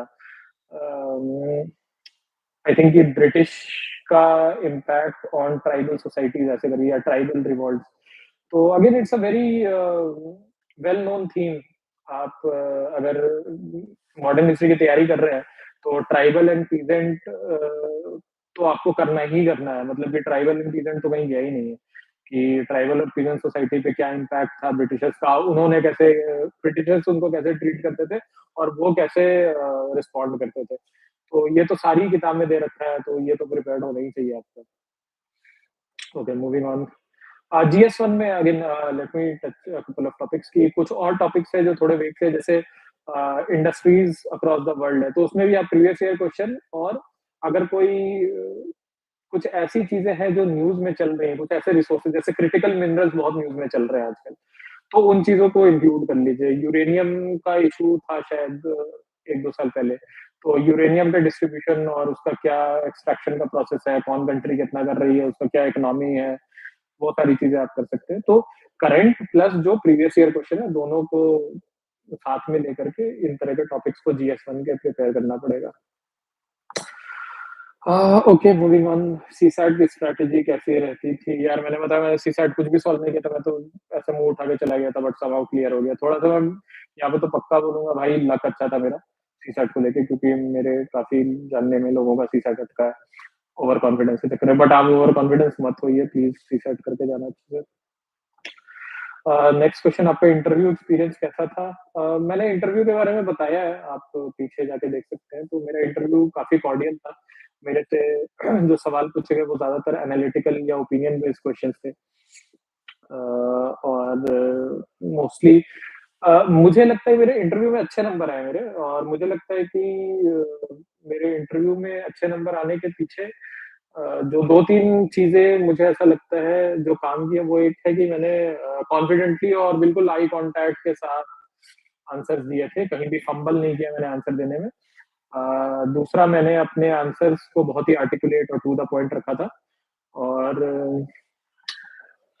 तीसरा कि मैंने फालतू का जहाँ पे नहीं आता था, वहाँ पे ज़बरदस्ती का आंसर खींचना या लंबा करना या जिस टॉपिक पे नहीं पता है, उस पे डिस्कस करना, वो सब नहीं किया मैंने। तो मेरा इंटरव्यू ठीक रहा। ओके। मॉक इंटरव्यू और यूपीएससी इंटरव्यू में क्या डिफरेंस होता है? यार एक चीज़ जो मुझे डिफरेंस लगा मॉक इंटरव्यू, यूपीएससी इंटरव्यू में, कि मॉक इंटरव्यूज़ में जैसे मेरे टेक्निकल बैकग्राउंड से बहुत क्वेश्चन पूछ रहे थे कई जगह, क्योंकि मेरा इंजीनियरिंग बैकग्राउंड था और मेरा वर्क एक्सपीरियंस भी ऐसा था। बट रियल यूपीएससी इंटरव्यू में ना they they were asking very application oriented question, कि हाँ, वो उसके सोशल या लीगल या इकोनॉमिक इम्प्लीकेशंस के बारे में पूछ रहे थे। जैसे मैंने बताया कि टेलीकॉम इंजीनियरिंग से रिलेटेड मेरे मॉक इंटरव्यूज में मुझसे CDMA, FDMA, frequency modulation, amplitude modulation, इस तरह के क्वेश्चन पूछ रहे थे। बट यूपीएससी में रियल इंटरव्यू में मेरे से टेलीकॉम एक्ट के बारे में पूछा, उसका क्या इम्पैक्ट है, टेलीकॉम इंडस्ट्री में डुओपोली हो रही है, telecom economy is not good, इस तरह के सवाल पूछे थे मुझसे। तो ये एक डिफरेंस मुझे लगा दोनों में। बट हाँ, मॉक इंटरव्यू यूज़फुल होते हैं। आपका एक हेजिटेशन अगर आपके अंदर है 4 लोगों के सामने अपना आर्गुमेंट रखने में, उसको डिफेंड करने में, तो वो आपका निकल जाएगा मॉक इंटरव्यू देके। How to make notes for GS? यार मैंने जैसा बताया कि आप टॉपिक पढ़े, टॉपिक पढ़ने के बाद आप प्रीवियस ईयर क्वेश्चंस देखें, तो वो प्रीवियस ईयर क्वेश्चन से ना it will determine the broad contours of your notes, कि आपको नोट्स किस बाउंड्री में रह के बनाने हैं। तो अगेन जैसे मैंने एग्जांपल दिया कि वल्नरेबल सेक्शन लिखा है, वल्नरेबल सेक्शन के अंदर आप देखो कि विमेन के ऊपर पूछा है, चिल्ड्रन के ऊपर पूछा है, डिसेबल्ड के ऊपर पूछा है, या फिर जनरल क्वेश्चन पूछ दिया है वल्नरेबल सेक्शंस के ऊपर, वीकर सेक्शंस के ऊपर। तो इस तरह के नोट्स आप उस तरह के नोट्स आप प्रिपेयर कर लो। तो बहुत ही थीमेटिक नोट्स बनाने हैं आपको, बहुत ही डिटेल्स में नहीं जाना है, थीम्स पे बनाने हैं नोट्स, और क्योंकि उन्हीं थीम्स से आप अपना आंसर डिराइव करेंगे। Okay, next is answer writing कब और कैसे स्टार्ट करें? आई थिंक कि जब आप अपना सिलेबस कंप्लीट कर चुके हैं, अपना मेंस का नोट्स पूरा कर चुके हैं, तो आप आंसर राइटिंग स्टार्ट कर सकते हैं। और शुरू में आप थोड़ा-सा ज़्यादा टाइम ले सकते हैं, बहुत ज़्यादा ऐसा नहीं करें कि भाई 7 मिनट की जगह आप आधा घंटा ले रहे हैं आंसर लिखने में। 7 मिनट को 12 मिनट, 13 मिनट कर सकते हैं, या 14-15 भी कर सकते हैं शुरू में। लेकिन आप खुद से आंसर लिखने का ट्राई करिए, और शुरू में आप गंदे आंसर लिखेंगे, डोंट वरी, आपका उसके बाद आप टॉपर के आंसर से अपने आंसर को मैच करा सकते हैं। आप अब तो धीरे-धीरे या अपना पीयर में इवैल्यूएशन करा लीजिए, या आप कोई टेस्ट सीरीज़ जॉइन कर सकते हैं। तो उससे धीरे-धीरे आपका स्पीड, क्वालिटी, सारी चीज़ें इम्प्रूव हो जाएँगी। बट हाँ, आपको पहले आपके रिसोर्सेज़ कंप्लीट होने चाहिए, आपके नोट्स रेडी होने चाहिए, तभी आप आंसर राइटिंग कर पाओगे। जॉब के साथ प्रिपरेशन कैसे मैनेज करें? यार मेरे से तो नहीं हो पाया, मैं ऑनेस्टली बोलूँगा। आप कर सक I know some lot of people जिन्होंने किया है। मेरा शायद जॉब डिपेंड करता है आपका जॉब कैसा था। मेरे जॉब में तो यार 8-9 घंटे निकल जाते थे। मतलब 6-7 घंटे तो काम में निकल ही जाएँगे, तो 1-2 घंटे इधर-उधर खाते-पीते निकल जाएँगे, उसके बाद पढ़ाई नहीं हो पाएगी। अगर आप ऐसी जॉब में हो जिसमें 2-3 घंटे में आप अपना काम कर सकते हो, उसके बाद आप पढ़ाई कर सकते हो। लेकिन तो इस पे मेरा कोई खास स्ट्रॉन्ग ओपिनियन नहीं है, क्योंकि मैं मेरे से तो नहीं हो पाया, तो मैंने जॉब छोड़ दी। Sir economy resources more beneficial, यार स्टैंडर्ड बुक कोई भी उठा सकते हो। मैंने विवेक सिंह की बुक उठाई थी, क्योंकि बहुत छोटी है, कंसाइज है, और उसमें कॉन्सेप्ट सारे एक्सप्लेन किए हुए हैं। उसके बियॉन्ड जो है ना, वो इकोनॉमी आपको समझ में आएगी जब आप उसकी न्यूज पढ़ोगे, और उस न्यूज को थियोरी से रिलेट करोगे, तब आपको ज्यादा समझ में आएगी। तो और उसी तरह से जब आप बजट आएगा ना, तो बजट को आप उस अपनी जो थ्योरी पढ़ी, या इकोनॉमिक सर्वे आएगा, तो इकोनॉमिक सर्वे खुद से पढ़ो, और खुद से उसमें समझने की कोशिश करो। जितने चार्ट दिए हैं, ग्राफ दिए हैं, वो सब आपने अपने बुक में पढ़ रखे होंगे। तो वो सब जब आप पढ़ोगे ना, तो आपको खुद ही इकोनॉमी का ज्यादा सेंस बनने लगेगा। और न्यूज़पेपर में तो इकोनॉमी के न्यूज़ आपके आते ही रहते हैं, तो उससे भी आप समझ सकते हो। What are your sources? How to read history, geography? For geography, how to improve mapping, essay writing? सारी चीजें पूछ ली। उसके आगे आपने ये भी पूछा है कि how to make notes, how to read newspaper, and it is necessary to make notes out of it. Is yes, how to make as it will be a big punch. Okay, I get the question. ठीक है, पहले तो आपने पूछा है कि what are your sources. यार अब सारे सोर्सेज लिस्ट करने में तो मैं बहुत सारे हैं, बट बेसिक बुक्स तो वही मोस्टली सबकी बराबर ही होती हैं। बस थोड़ा एक दो मेरा डिफरेंस ये था कि मैंने लक्ष्मीकांत की जगह डीडी बसु करी थी, और आर्ट एंड कल्चर में मैंने नितिन सिंघानिया की जगह मधुकर कुमार भगत की बुक आती है, वो करी थी। बाकी मोस्टली इकोनॉमी के लिए मैंने विवेक सिंह की बुक की थी। मॉडर्न हिस्ट्री मैंने शेखर बंदोपाध्याय से की थी। मैंने बिपिन चंद्रा ट्राई की थी, मुझे उतनी पसंद नहीं है। शेखर बंदोपाध्याय की क्लासिक टू पार्टीशन मुझे ज्यादा पसंद आई, तो उससे किया था मैंने। और बाकी मोस्टली यही था। Medieval and ancient history Tamil Nadu state book, तो काफी लोग करते हैं। तो ये मोरलेस यही थी। नेक्स्ट समझो, how to read history, geography. For geography how to improve history. तो यार हिस्ट्री में तो दो चीजें होती है। एक तो फैक्ट्स आपको प्रीलिम्स के लिए याद रखने होते हैं, वो तो मैंने क्या किया था कि फैक्ट्स को अलग जगह ऐसे फैक्ट शीट टाइप बना लिया था। वो सिर्फ प्रीलिम्स के लिए किया था, लास्ट के 4 महीने में फैक्ट शीट्स बना करके उसको ऐसे थोड़ा थोड़ा रट रट के याद कर लिया था। दूसरा होता है कि हिस्ट्री की एनालिटिकल अंडरस्टैंडिंग। तो वो जो एक तो मेरी जो बुक थी शेखर बंदोपाध्याय, वो बड़ी एनालिटिकल किताब थी, और वो मुझे सोशियोलॉजी ऑप्शन में भी काफी हेल्प की, क्योंकि उसमें काफी सोशियोलॉजी भी डिस्कस है कॉलोनियल इंडिया की।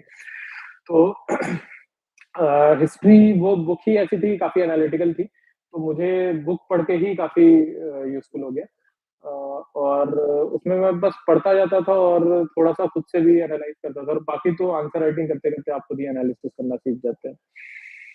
ज्योग्राफी के लिए मैंने क्या कहते हैं एनसीईआरटी के अलावा एक मृणाल सर के यूट्यूब चैनल पे वो एक लेक्चर सीरीज है राजतलीम सोलांकी मैम की ज्योग्राफी की। वो मैंने पूरी उनकी लेक्चर सीरीज मैंने कई बार देखी, मैंने शायद 8-10 बार देखी होगी। तो उन्होंने काफ़ी सारे कॉन्सेप्ट बहुत अच्छे से एक्सप्लेन करे हैं, बहुत सारे मैप्स भी कराए हैं उन्होंने। तो उससे मेरे मैप्स भी इम्प्रूव हो गए। और दूसरा हाउ टू इम्प्रूव मैपिंग, यार मैप की मैं थोड़ी प्रैक्टिस कर लेता, जैसे ए4 शीट पे लेकर के मैं पूरा रिवर सिस्टम बना लेता था खुद से बैठ के, तो उससे याद हो जाता था। एसे राइटिंग मैंने ऑलरेडी डिस्कस किया है कि एसे राइटिंग में मैंने ऑनेस्टली बहुत ज़्यादा प्रैक्टिस तो नहीं किया एसे का।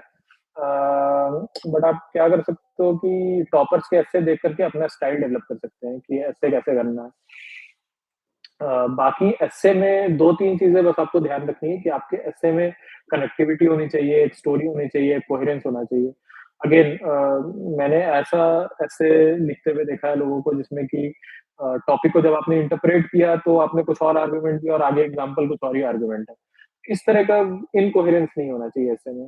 एसे में पूरा एक प्रॉपर स्टोरी होनी चाहिए, पूरा फ्लो होना चाहिए। जो आप बोल रहे हैं स्टिक टू दैट। बाकी तो आपको ऐसे जितना आप ऐसे पढ़ेंगे, उतना अच्छा ऐसे लिख पाएँगे।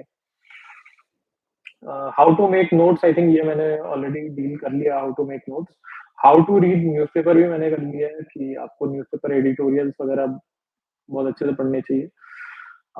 Is it necessary to make notes out of newspaper? नहीं, मैं यार वही बात है कि जो आप खुद ही बोल रहे हो कि साल भर अगर आप बनाओगे नोट्स तो इतना हो जाएगा कि आप उसको रिवाइज़ नहीं कर सकते हो। तो आप क्या कर सकते हैं कि मैंने क्या किया था कि साल भर पढ़ता था, अगर उसमें कुछ अच्छा ऐसा लगा कि जो मैं अपने नोट्स में इंक्लूड कर सकता हूँ, तो उसको कर लेता था। उसके अलावा न्यूज़पेपर का अलग से नोट्स नहीं बनाया। बट जो 3 महीने बचते हैं मेंस और प्रीलिम्स के बीच में, उस बीच के न्यूज़पेपर में जो इम्पोर्टेंट आर्टिकल्स आते थे, उसके नोट्स बनाता था और उसको लिंक करता था किसी जीएस जो भी रिलेवेंट जीएस का टॉपिक है उसके साथ। तो क्या होता था कि उसमें जब मैं रिवाइज़ करता था वो वाला जीएस का टॉपिक, तो मैं अपनी वो वाली नोटबुक खोल करके उससे जो मैंने रिलेवेंट न्यूज़ आर्टिकल्स निकाले हैं, उनको भी रिवाइज़ करता था साथ में। तो वो 3 महीने के newspaper you can manage. Okay, next आपका डेली का स्टडी शेड्यूल कैसा रहता था? यार मेरा डेली का स्टडी शेड्यूल एक तो वो डिपेंड भी करता था कि पहले तो मेरा डेली का टारगेट होता था, तो वो टारगेट मैं सुबह उठ के पूरा करूँ, शाम को पूरा करूँ, वो उसमें मुझे मेरा ऐसा कोई स्ट्रिक्ट वो नहीं था। वो थोड़ा मौसम पे भी डिपेंड करता है, यार ठंड ज़्यादा है तो सुबह उठने में तकलीफ होती है तो बाद में करता था। गर्मी के टाइम में सुबह जल्दी उठ जाता था। बाकी मेरा डेली टारगेट मुझे पूरा करना है, कैसे भी करके करना है। वो 6 घंटे में हो जाए, 8 घंटे में हो, 10 घंटे में हो या 15 घंटे लगे, वो मुझे क कंप्लीट करना है। रिवीजन स्ट्रैटेजी कैसी रहती थी? या मेरा था कि हर रिसोर्स मेरा 8-10 बार रिवाइज़्ड होना चाहिए और मतलब एक साइकिल में मैं सारे रिसोर्सेज़ को करता था, फिर इमीडिएटली दूसरा साइकिल स्टार्ट कर देता था। तो ऐसे रिवीजन हो जाता। तो हर साइकिल में आपका रिवीजन टाइम कम होना चाहिए, तो मैंने वैसे ही अपना रिवीजन शेड्यूल किया था कि मतलब फॉर एग्ज़ाम्पल अगर पहले रिवीजन में मुझे 30 दिन लग रहे हैं, तो अगले में 20 दिन लगने चाहिए, अगले में 15 दिन लगने चाहिए, उसके बाद 10 दिन लगने चाहिए। मल्टी डायमेंशनल आंसर कैसे लिखना चाहिए? मल्टी डायमेंशनल आंसर आप जितना न्यूज़पेपर सबसे अच्छा है। अगेन मैंने ये आई थिंक ये आंसर मैंने पहले भी किया है कि न्यूज़पेपर आप जितना पढ़ेंगे आप एक ही टॉपिक के बहुत सारी न्यूज़ आती है। आप उतने अच्छे से आप चीज़ों को अलग-अलग डायमेंशन से एनालाइज़ कर सकते हैं। Okay, next question is how to understand UPSC micro topics and what not to read for this exam. यार माइक्रो टॉपिक्स क्या होते हैं? तो यार नीचे लोग कमेंट कर रहे हैं, आई डोंट नो।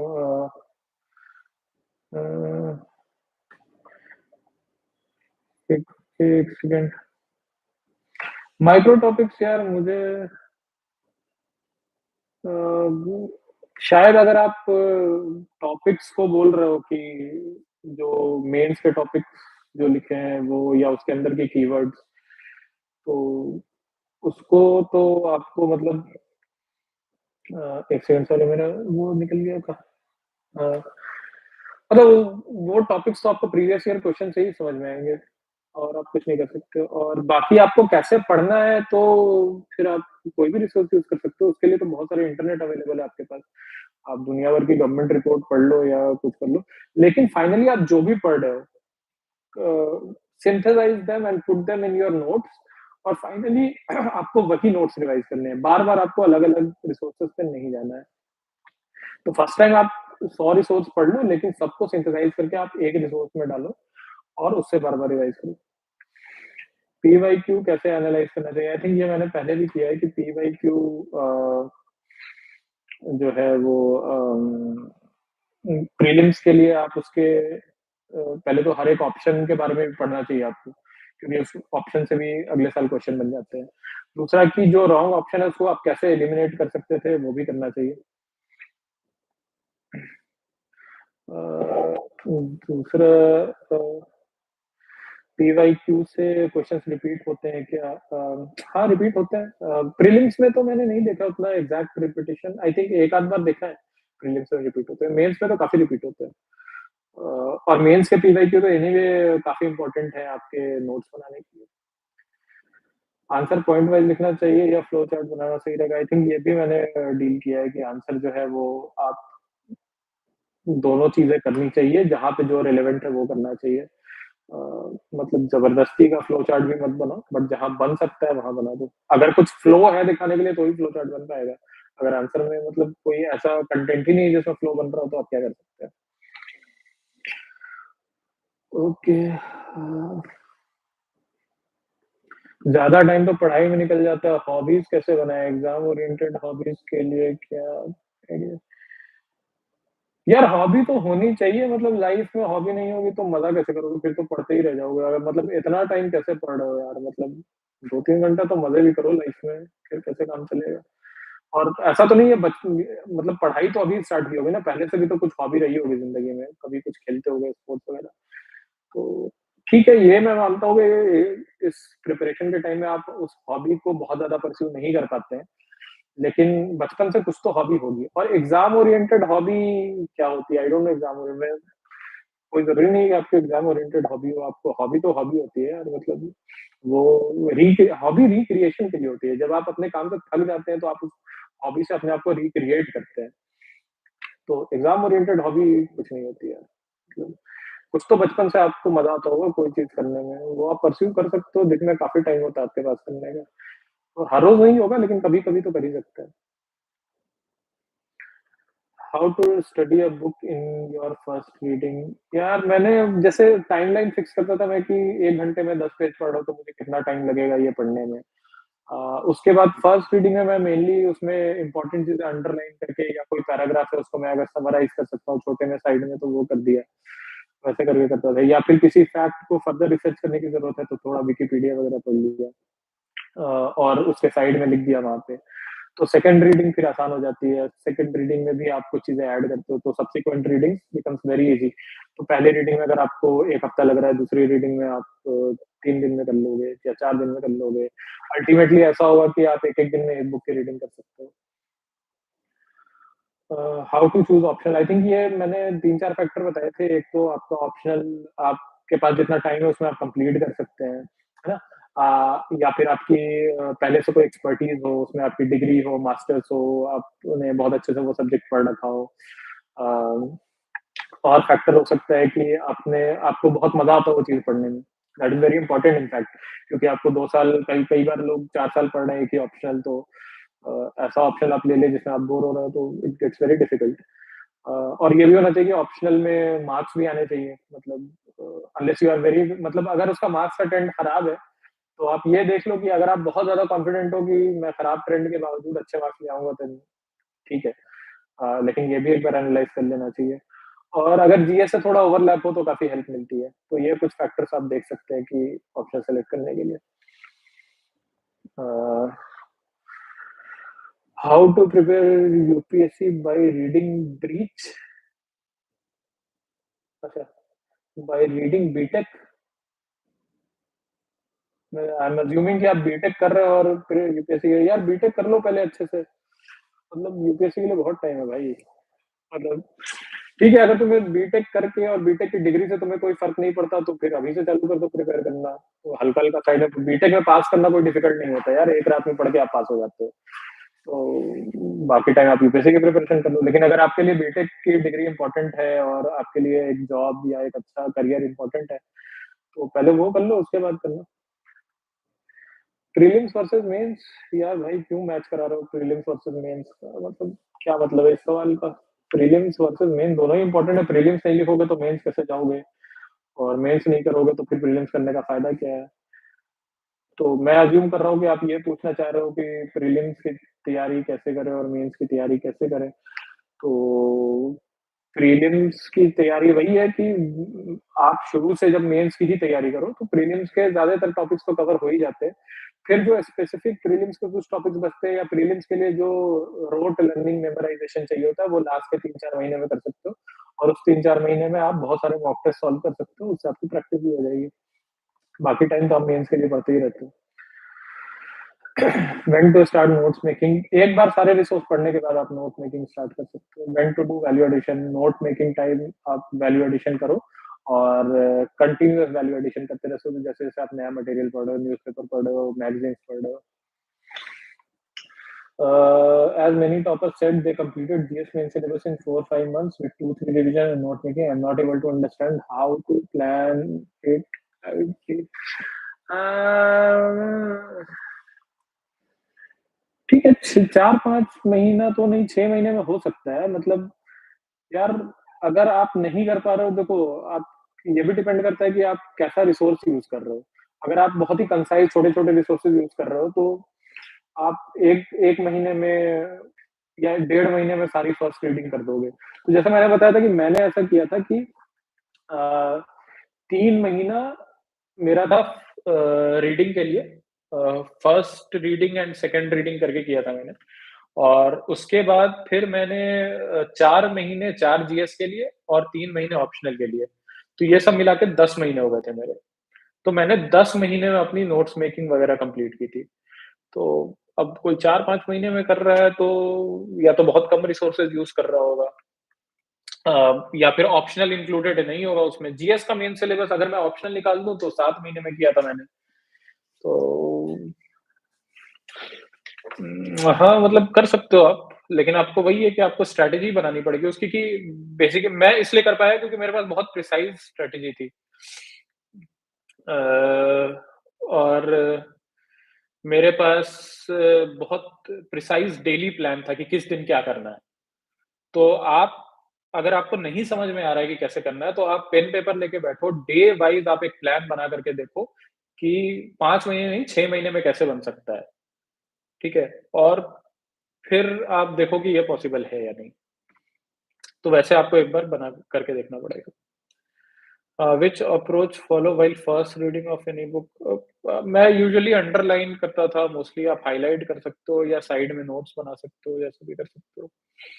फर्दर भी कुछ रिसर्च कर लेता था मैं उसके ऊपर। How you prepare without coaching yourself? Which thing kept in mind while self study? Uh, यार देखो, मतलब अगर मेरे पास किताब है और मेरे पास, मतलब यार किताब तो अंग्रेज़ी में लिखी है और अंग्रेज़ी पढ़ने मुझे आती है, तो मैं कोचिंग में बैठूँगा फिर? तो आई डोंट नो कि इसका कोचिंग और सेल्फ स्टडी से क्या रिलेशन है, क्योंकि आप कोचिंग जाओगे भी तो घर आके तो पढ़ोगे ही ना। तो सेल्फ स्टडी तो फिर भी करोगे। तो आपको पढ़ते टाइम बस जैसे आप पढ़ते हो वैसे पढ़ना है, उसमें कोई डिफरेंस नहीं है। आप कोचिंग करना चाहते हो, आप कोचिंग करके देख लो, लेकिन फिर तो घर पे आके आपको खुद ही पढ़ना पड़ेगा। Sir from where you take guidance in eventer? हाँ, मेरा एक फ्रेंड उसने क्वालिफाई किया था, तो he is already in IPS. तो उसने काफ़ी हेल्प किया। और भी 1-2 सीनियर्स हैं मेरे जो कि जिनके 2-3 इंटरव्यू के एक्सपीरियंस थे। उन्होंने काफ़ी हेल्प किया मुझे, तो वहाँ से मुझे गाइडेंस मिली। बट मोस्टली जनरल गाइडेंस मिलती थी। ऑब्वियसली कोई आपको माइक्रो मैनेज नहीं करेगा। तो जहाँ पे कहीं डाउट है तो पूछ लिया, या ओवरऑल क्या स्ट्रैटेजी होनी चाहिए। बाकी जो डिटेल्ड स्ट्रैटेजी है वो आपको खुद ही बनानी पड़ेगी। Uh environment science and tech prelims strategy. Environment के लिए तो मैंने वो शंकर आईएएस बुक की थी, वो उसमें 2 पार्ट है। एक तो अ, आपका थ्योरेटिकल पार्ट है, जिसमें कि वो थोड़ा-सा एनवायरमेंटल साइंस है। तो वो तो बड़ा आसान है क्योंकि आप एक बार पढ़ते हो और सब समझ में आने लगता है। फिर कुछ पार्ट है उसमें क्लाइमेट चेंज वगैरह का, उसमें ozone layer depletion, ocean acidification, वो भी बड़ा साइंटिफिक सा है, वो समझ में आ जाता है। फिर एक पार्ट आता है जो बड़ा ही रटने वाला है, स्पीशीज़ है, एक्ट्स एंड लॉज़ है और आई थिंक इंटरनेशनल ऑर्गनाइज़ेशंस है। तो उनका मैंने ऐसे वही फैक्ट शीट टाइप से बना लिया था और उसको बार-बार पढ़ के याद किया था। साइंस एंड टेक के लिए तो मैंने सिर्फ़ मेरा क्या था बायो थोड़ा-सा वीक था, तो मैंने बायो के लिए वो 11th-12th की एनसीईआरटी की सेलेक्टिव रीडिंग कर ली थी, स्पेशली सेल्युलर बायोलॉजी और ये सब की प्लांट किंगडम में क्या आता है, एनिमल किंगडम में क्या आता है, वो पूरा जो उनका टैक्सोनॉमी है वगैरह वो सब देख लिया था, वो सब काफ़ी बार पूछ देते हैं। या 1-2 बार जैसे लास्ट ईयर वो 2022 में प्रीबायोटिक, प्रोबायोटिक के ऊपर पूछ लिया था, वो सारा एनसीईआरटी से हो जाता है। तो मेरा बायो वीक था इसलिए मैंने पढ़ लिया था, बाकी मुझे जनरल साइंस की ज़रूरत नहीं लगी, तो मैंने पढ़ा नहीं। तो वही आप कर सकते हो अगर आप मतलब सेल्फ असेसमेंट के बेसिस पे और मुझे लगता है कि बायो के अलावा जनरल साइंस के ज़्यादा उतने टेक्निकल क्वेश्चन आते भी नहीं है, तो अगर आप बायोलॉजी कर लेंगे तो अ, इट्स गुड इनफ और एनसीईआरटी से वो सारी चीज़ें हो जाती है। For polity which online teacher you follow? Nobody. मैंने किसी को नहीं कहता भैया दिलीप भाई स्पैम मत करो, पर्सनल मैसेज कर लो। Any advice for CSE 2025 with time management?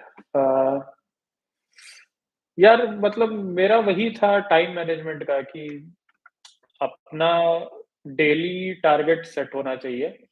तो मैंने क्यों ऐसा किया था ये भी मैंने बताया था क्योंकि अगर मैं डेली टारगेट सेट नहीं करूँगा तो अ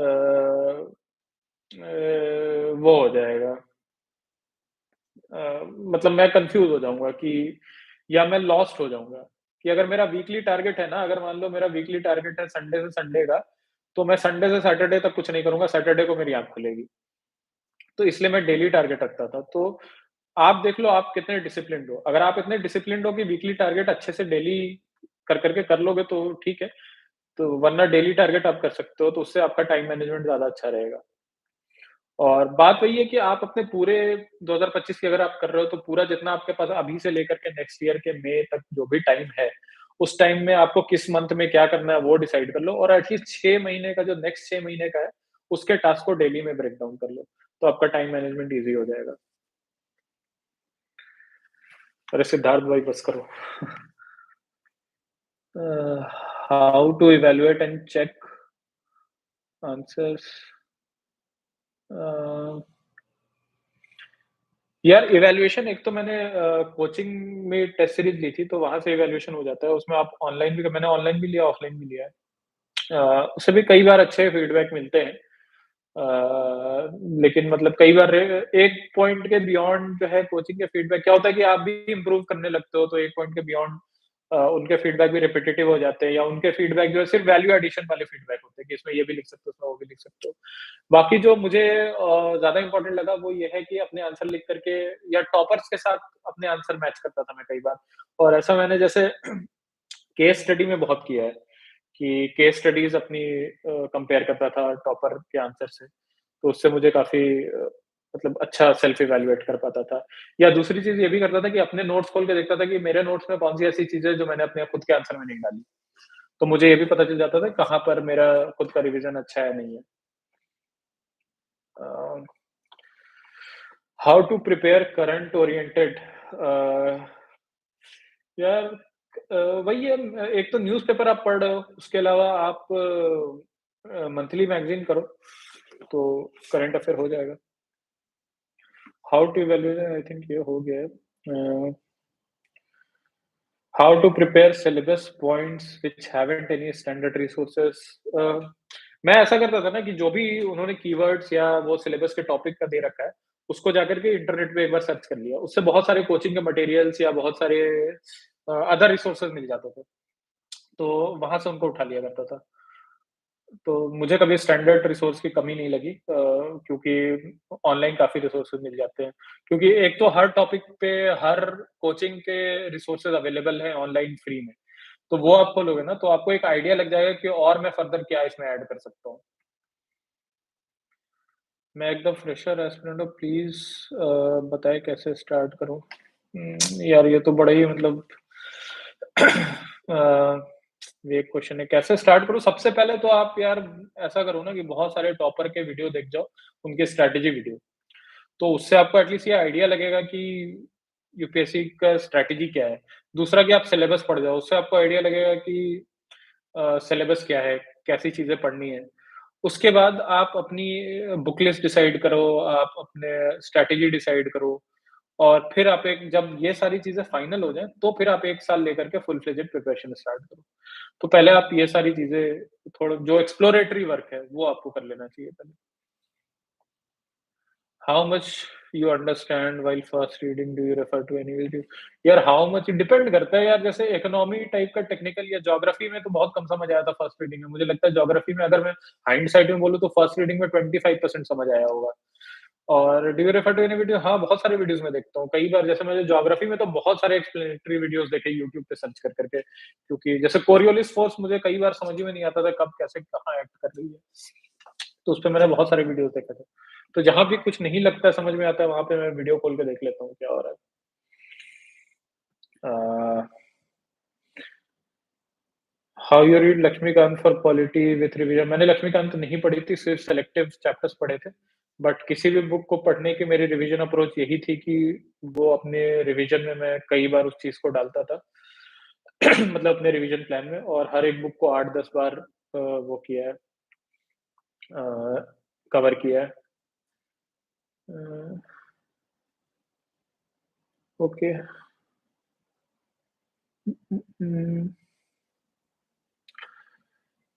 Next question, is there sufficient time for 2025 if we start from Zoom? I think ये मैंने पहले भी आंसर किया है कि काफ़ी sufficient time है।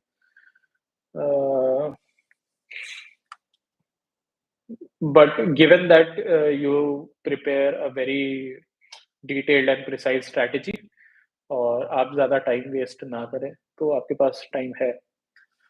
I'm graduated this year. My Baba, I want to become IAS or IPS. Tell me how to prepare, sir. Uh, how to prepare? You have graduated this year by BBA.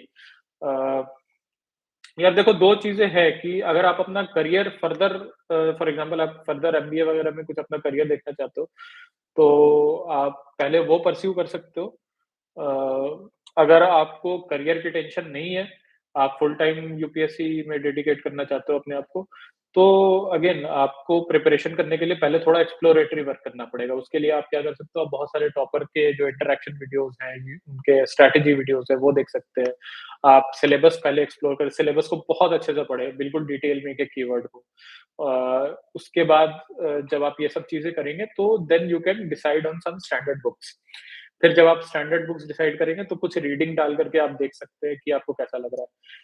तो ये सारी चीज़ें, ये सारा exploratory work करने के बाद आपको बैठ करके अपनी एक फुल फ्लेजेड स्ट्रैटेजी बनानी होगी, टिपिकली 1 से डेढ़ साल का टाइम लेकर के, और फिर उस स्ट्रैटेजी को बहुत ही डिसिप्लिन के साथ परस्यू करना होगा, बहुत ही डिसिप्लिन के साथ एग्ज़ीक्यूट करना होगा, तो ही आप कर सकते हैं। तो this should be your approach, I guess. Uh, okay, next is, as you focused on precise strategy you follow, can you please elaborate it? यार प्रिसाइज स्ट्रैटेजी से मेरा ये प्रॉब्लम है कि मेरा ये मतलब है कि अ, मुझे कौन-कौन से रिसोर्स पढ़ने हैं ये फिक्स होने चाहिए। मुझे कितनी बार पढ़ने हैं ये फिक्स होना चाहिए। मुझे कितने प्रैक्टिस करना है ये फिक्स होना चाहिए। और ये सब फिक्स करने के बाद एक शेड्यूल में उसको फिट करना है। और उस शेड्यूल में फिट करने के बाद उस उनको डेली टास्क में तोड़ना है कि मुझे कितने डेली टास्क हर रोज़ क्या-क्या कितना करना है। उससे मेरे लिए ये फ़ायदा ये होता था कि मैं हर रोज़ सिर्फ़ आज के टास्क पे फ़ोकस कर रहा हूँ, तो मुझे कल-परसों की चिंता नहीं होती है। मुझे आज से 1 साल बाद की चिंता नहीं होगी कि मुझे, क्योंकि मुझे पता है कि अगर मैं हर रोज़ का टास्क डिसिप्लिन से एग्ज़ीक्यूट कर लूँ, तो मैं अल्टीमेटली वहीं पहुँचूँगा जहाँ मुझे पहुँचना है, राइट? तो आपको हर रोज़ की ही मतलब आज में आपको प्रेज़ेंट की चिंता करनी है, फ्यूचर की चिंता नहीं करनी है। तो मेरा प्रिसाइज़ स्ट्रैटेजी से यही मतलब है कि आपकी मतलब आपका विज़न बिल्कुल क्लियर होना चाहिए, आपके रिसोर्सेज़ को लेके, आपके प्रैक्टिस को लेके, आपके रिविजन्स को लेके और आपकी टाइमलाइन्स को लेके। So that is what I mean by precise strategy. Which book you prefer for preparing UPSC pre and mains? यार ये मैंने पहले वीडियो में बताया है एक जगह पे, वो लंबी बुक लिस्ट है प्री और मेंस की। अगर मतलब वो बार-बार अगर आप कहीं बोलोगे तो मैं बाद में अलग से कहीं शेयर कर दूँगा, मे बी अपने कहीं पर्सनल मैसेज में आपको या कहीं और। आप इंस्टाग्राम पे मुझे मैसेज कर सकते हो, मेरा ऐसे भी प्रोफाइल ओपन है सर्च करके, तो मैं आपको पर्सनल डीएम कर दूँगा। तो क्योंकि वो बार-बार बोलना इज़ डिफिकल्ट, या आप वीडियो में पीछे जाके देख सकते हैं। ओके, अगर आई थिंक आईडी यार नाम से सर्च करोगे मिल जाएगा, नाम ही आईडी है।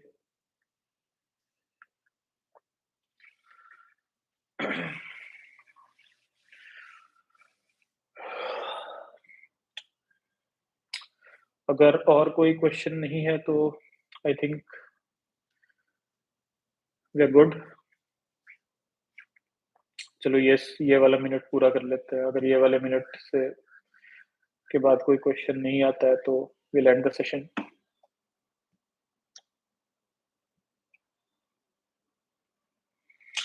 Okay, I think that's it. Thank you so much UPSC Times and thank you everyone who has joined. अगर मेरे से किसी का क्वेश्चन मिस हो गया तो I am really sorry, and I wish you all very best. Siddharth भाई मत करो ऐसा लाइव पे, पर्सनल मैसेज कर लो भाई मेरे को। चलो, but thank you so much join करने के लिए Siddharth, thank you. All the best Siddharth and all the best everyone, especially those who are giving prelims on 16th. बहुत ही काम और कंपोज्ड तरीके से प्रीलिम्स है ना, प्रीलिम्स बिल्कुल मेंटालिटी का गेम है। आप सबने काफ़ी पढ़ाई की है और आई होप कि सबका जिसने जिसने भी सिंसियरली प्रिपेयर किया, everybody succeeds. All the best and see you on the other side. Thank you.